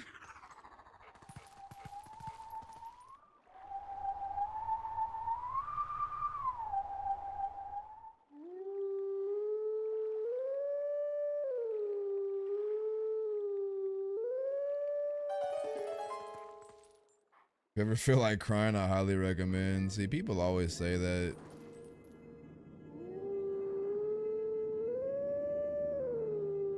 And here, I'm not gonna sit here and preach the narrative that, oh, movies don't make me cry, bro. I'm built different. No, there's plenty of movies that make me freaking cry like a damn baby. My thing is when people tell me that, and I go into it expecting it because I was told that that's what's gonna happen, it never does.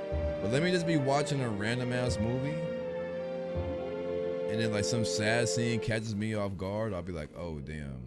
I can't even think, like, what's the last movie that really had me like choked up? I don't know. People kept saying that about Project Hail Mary, but I couldn't get through that movie, not because it was bad. I think I was just watching it at times where I was like super sleepy. But even like the first like 40 minutes to an hour that I saw didn't give me any signs of like this movie is really gonna make me cry, but I could be speaking too soon. That's to deal with how much you relate to the character. I feel that. I will say this off the top of my head. The last movie I remember that had me like, oh damn, was The Long Walk. And it's one specific character. If you've seen that movie, you probably know exactly what character I'm talking about.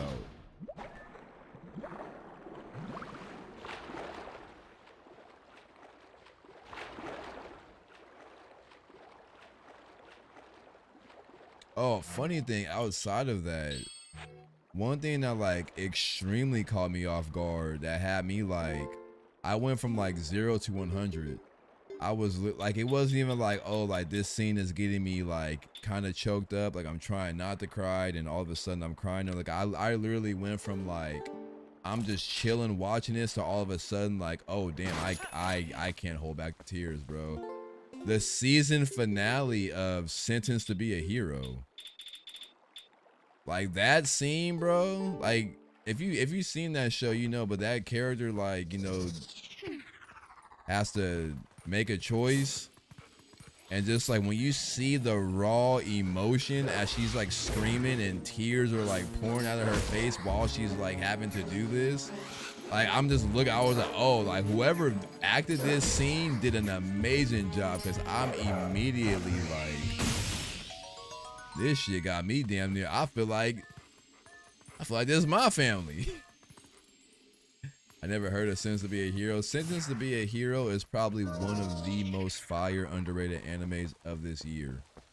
And it sucks that like a lot of people don't know about it, because that shit is gas. The first episode is an hour long, sweaty.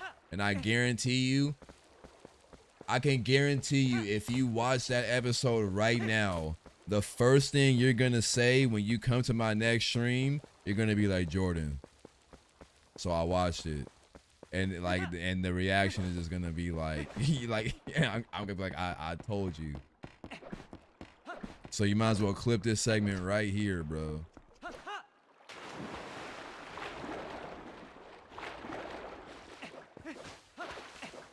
I would say that is the most underrated anime of this year. And Fate, Strange Fake, or whatever. That's like the most underrated in terms of like fights. And I've only seen like the first like 4 to 5 episodes of that. And that's all I need to know. Like, I think the only thing from JJK that is beating Fate, Strange Fate, is probably the season finale, the episode with Yuta.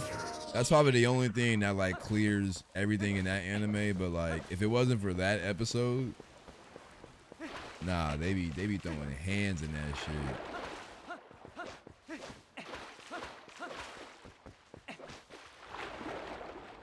Okay, what else am I missing here? I think I'm gonna just get this last chest. I mean, I'm gonna be real, bro. I'm about to moon jump up here and get these two, because I could just get these by using the chicken, whatever, but I'm gonna just cut time.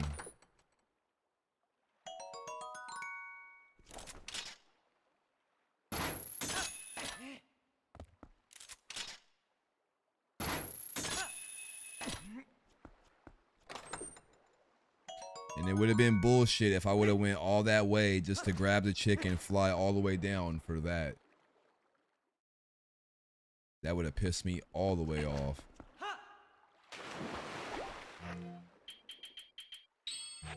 Link's swim animation reminds me of when you're in the pool trying to get to the ledge.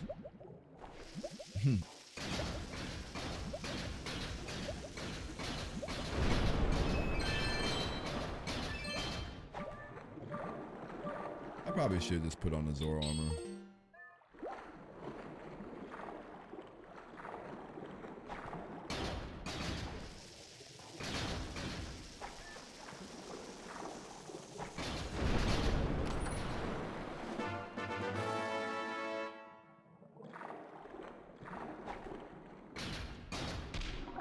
Son of a bitch.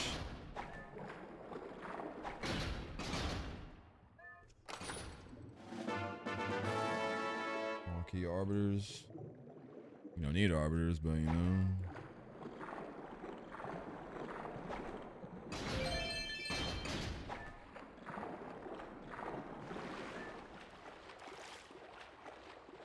Do these get randomized with like different items? No.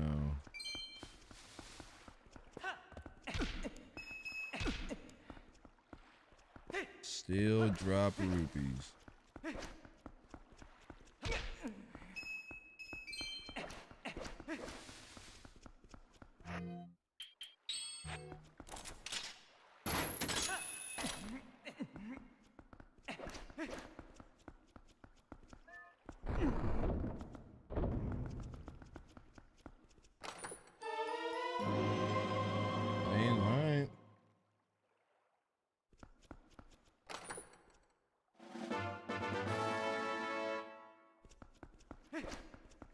All right, there's one more check I'm gonna do before I wrap this up.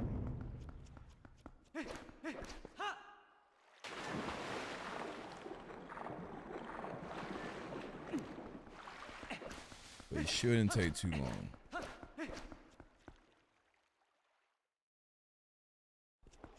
Now, what I could do is I could hop in the cannon, pay the dude 20 bucks, go up, grab the chicken, hop off, fly all the way down, and take a good amount of time doing that. But why do all that when we can just do this?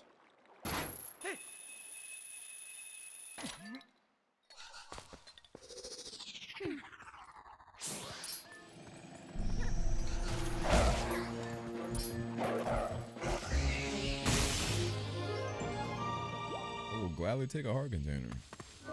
Now, normally I would say we can't do this unless we have the iron boots. And even though we do have the iron boots, we found out a brand new shred, which involves water bomb.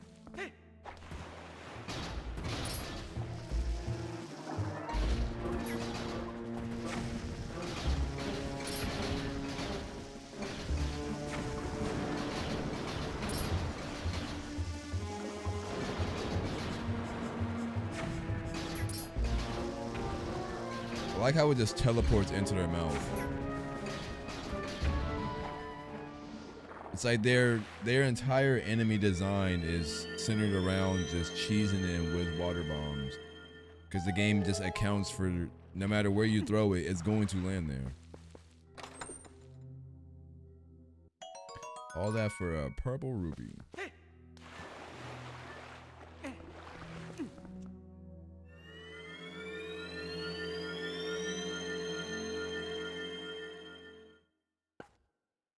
Actually, you know what? I lied. Oh, I should have used a freaking claw shot.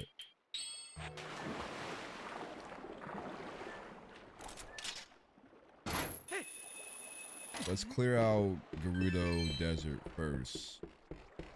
Well, lastly, and then I'll wrap it up there.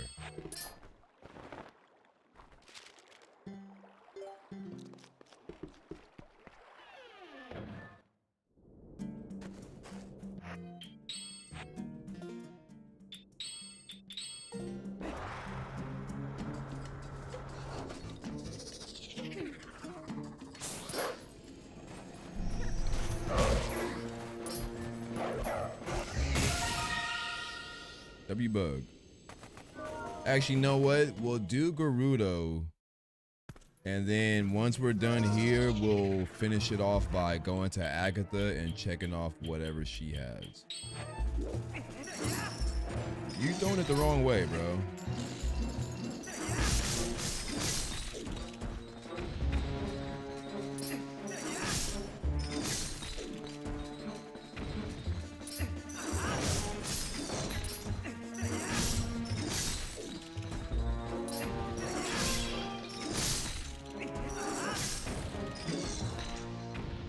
It's dark as hell in here.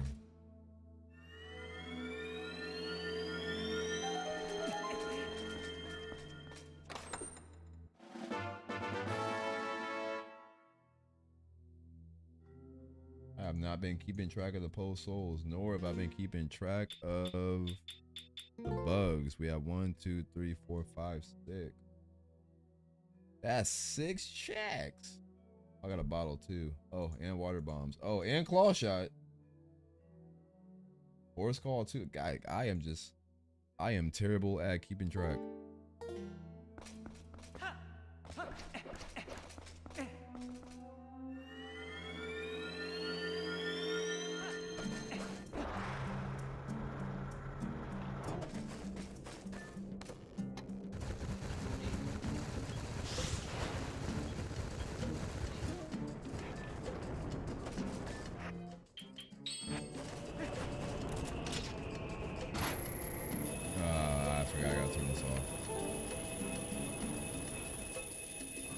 Can you hurry up and come back, goddammit?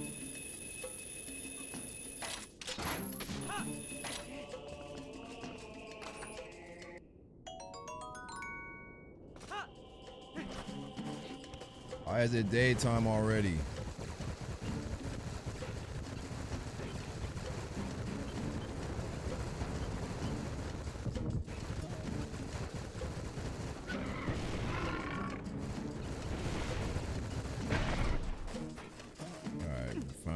Give that dude a rest. Nice.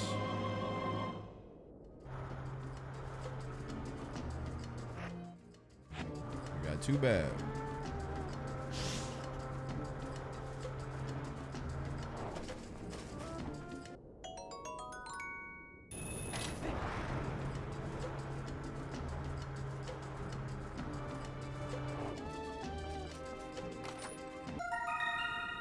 Bug.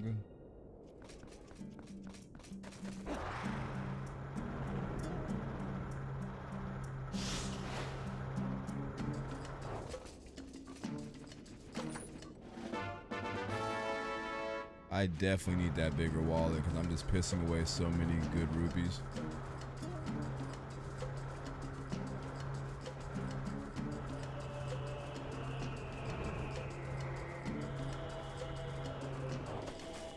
Blue ruby.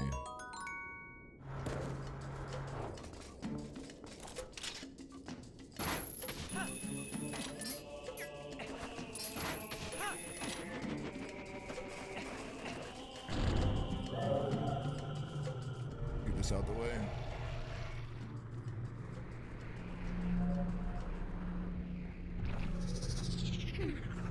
I still don't have a weapon.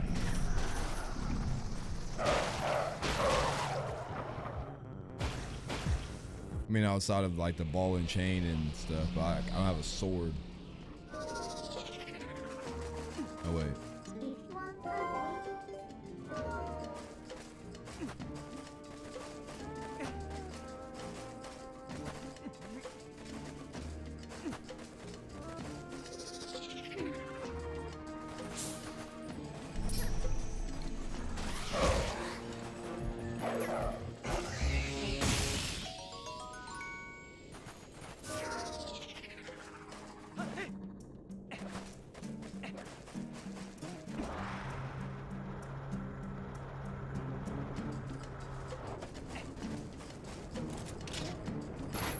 I missed it. I'm gonna just move a bit.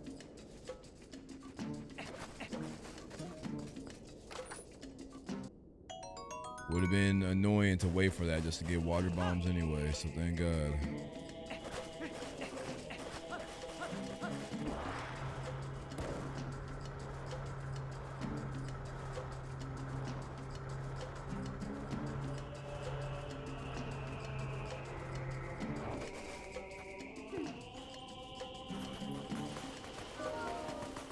Alright, we got a few more items we can grab here, and after that, actually, I think this cave don't have a damn thing except for the goopies.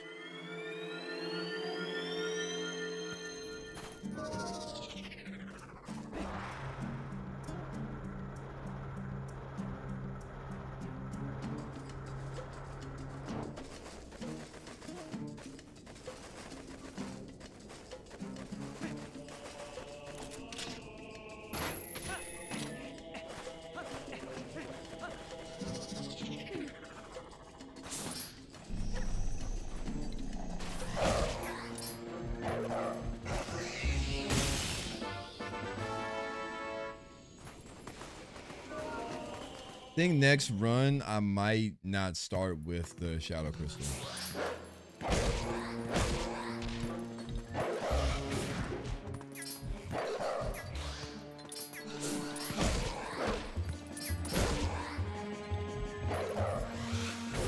Bro, this actually kind of started killing me a little bit.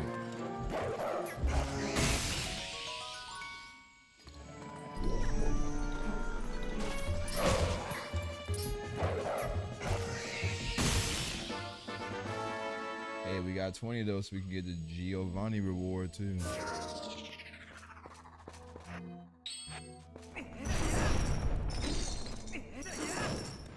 But we can't get the other rewards, we just gotta dip.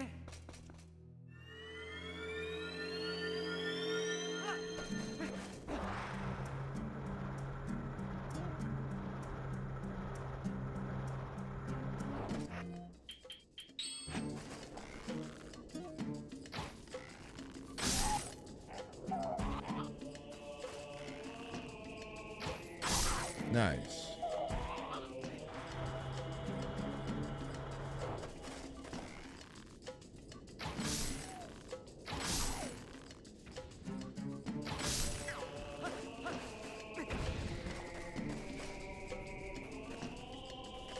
Can I not? I was like, I don't know what's happening. You have to be charging for them to break through it. I didn't say get off.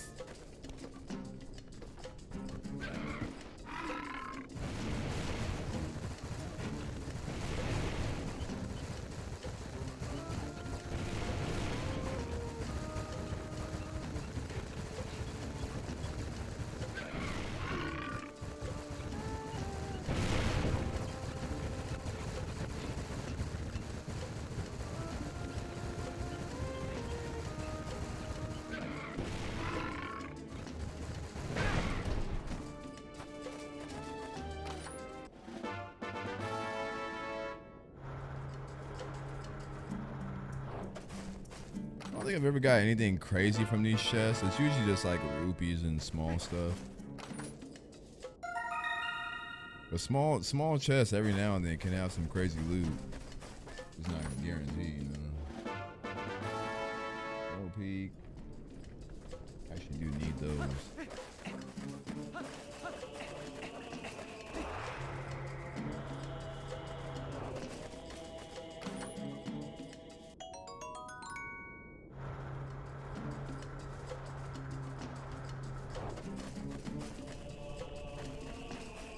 Yeah, for some reason I just cannot get on that one. I don't know why.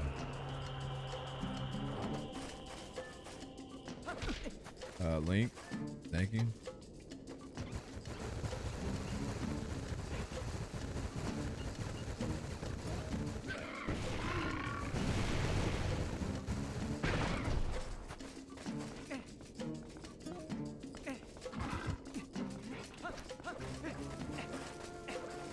Oop.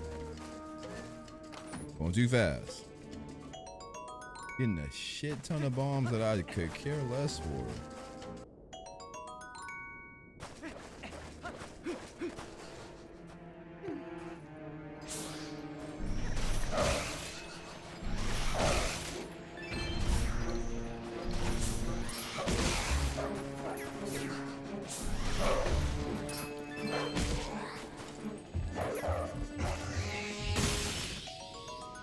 Green Ruby is so disrespectful.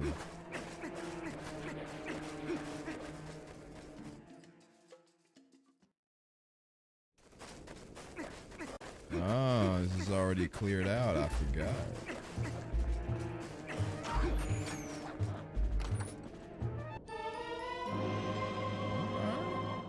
I forgot I got the fishing rod too, so we could have been did some checks with that as well.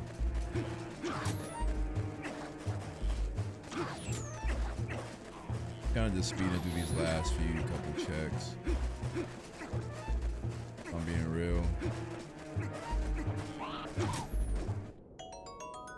I'm getting a little drowsy.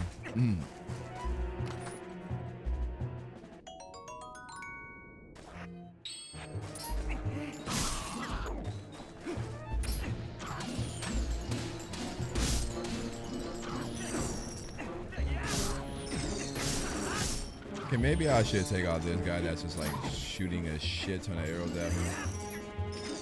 No way he like outmaneuvered that.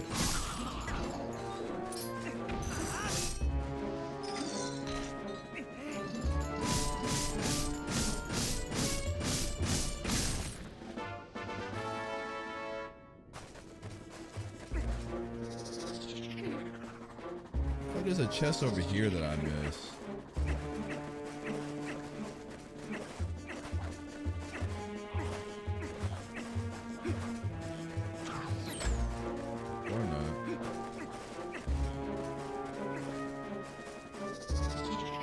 Hidden rubies on them.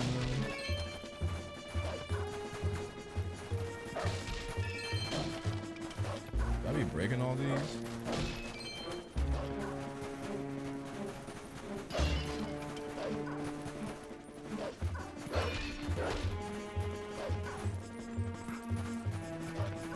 I don't know, because like the boxes in Kakariko Village, they had RNG drops, but these don't, so it's like kind of inconsistent.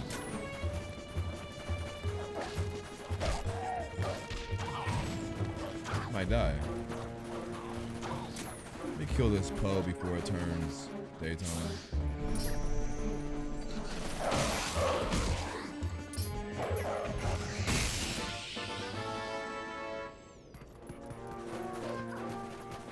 Alright, last Poe. We'll hit up Agatha, and I'm gonna call it there.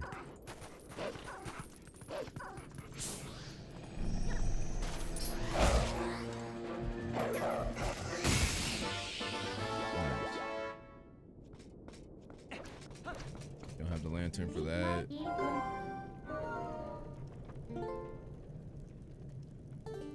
Wait, hold up.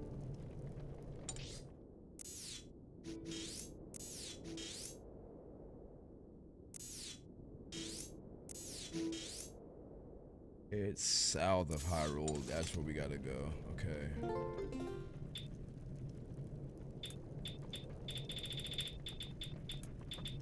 All right, last stop of the night. Give me a shield or a sword.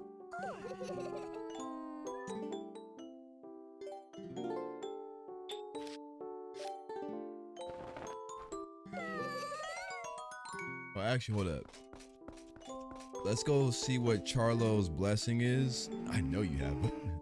Let's go see what his blessing is and see if we can dish off some money real quick since we're maxed out.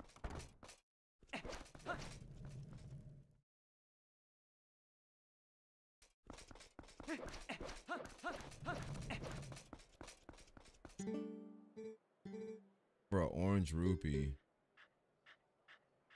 Hell no. There's also the star tent I can do with the claw shot too, but I'm gonna just do Agatha and call it there.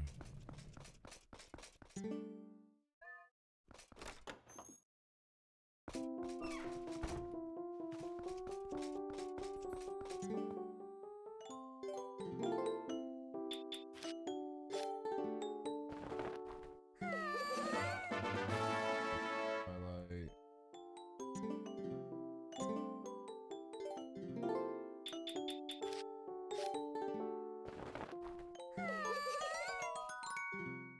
I get a feeling that she ain't really about to give us much here. I don't know. It's just a hunch. I feel like Agatha on this seed, she might be a little watered down. Maybe until like the later bugs. Piece of heart.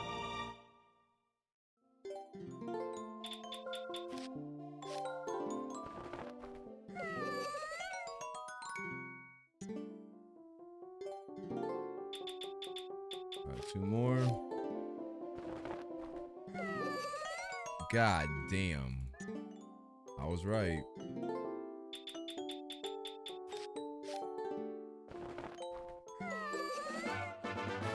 We actually do kind of need that. Oh, you know what, bro? I can't go out on that ill. Let's go check south of Hyrule.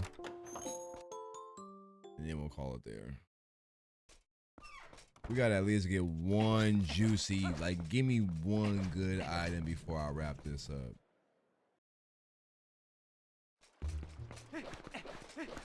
Is this still considered nighttime?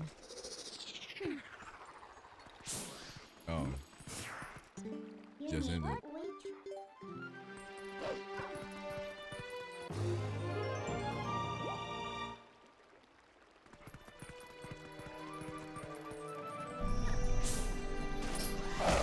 As soon as the music kicks in, it's about to fade away again.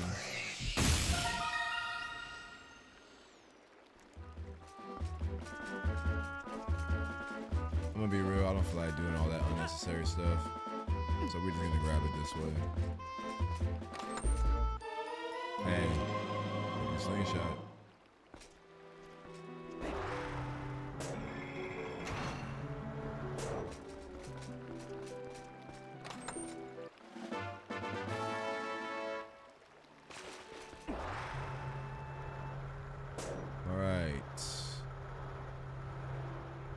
This, which is trash,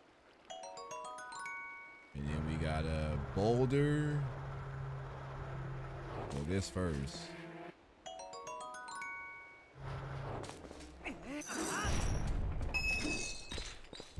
Small key to palace. We're getting a lot of palace keys.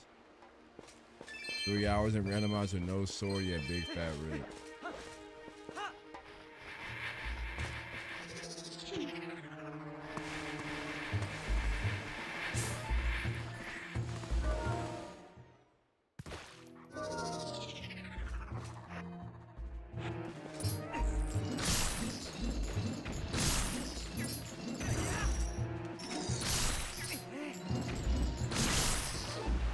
Actually worked.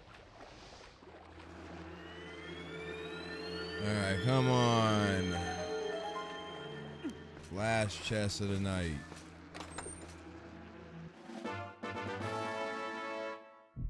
Game sucks. Actually, wait, no. We got one last hope. We have one final hope for good loot.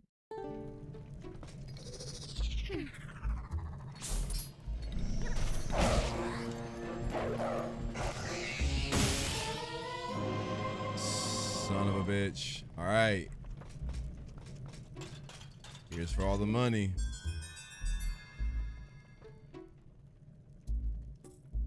This game sucks.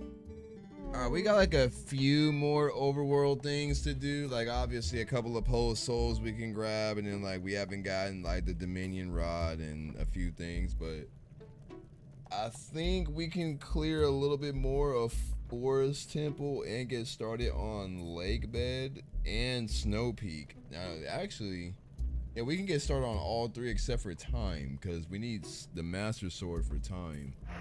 But yeah, we made a lot of progress. Let me make sure I save this profile.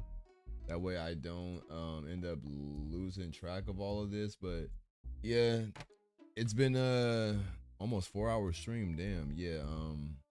Spent the first hour or so just kind of yapping about GTA and whatnot, which I'm gonna be real, bro. I still feel like the way they're rolling that game out is kind of BS, but I kind of saw it coming, so I can't be too shocked by it. But all right, y'all. I think I should. Yeah, I'll be live again tomorrow night. I'll probably be busy during the day, but tomorrow night I should be live. Obvious question, yes. Yeah, you know. But all right, y'all. I'm tired. I had to give me some shut eye, but appreciate those that came through. Y'all know the drill. Oh man, that was a mean ass yawn. Holy hell. All right, y'all. Until the next time, we are outro. UV.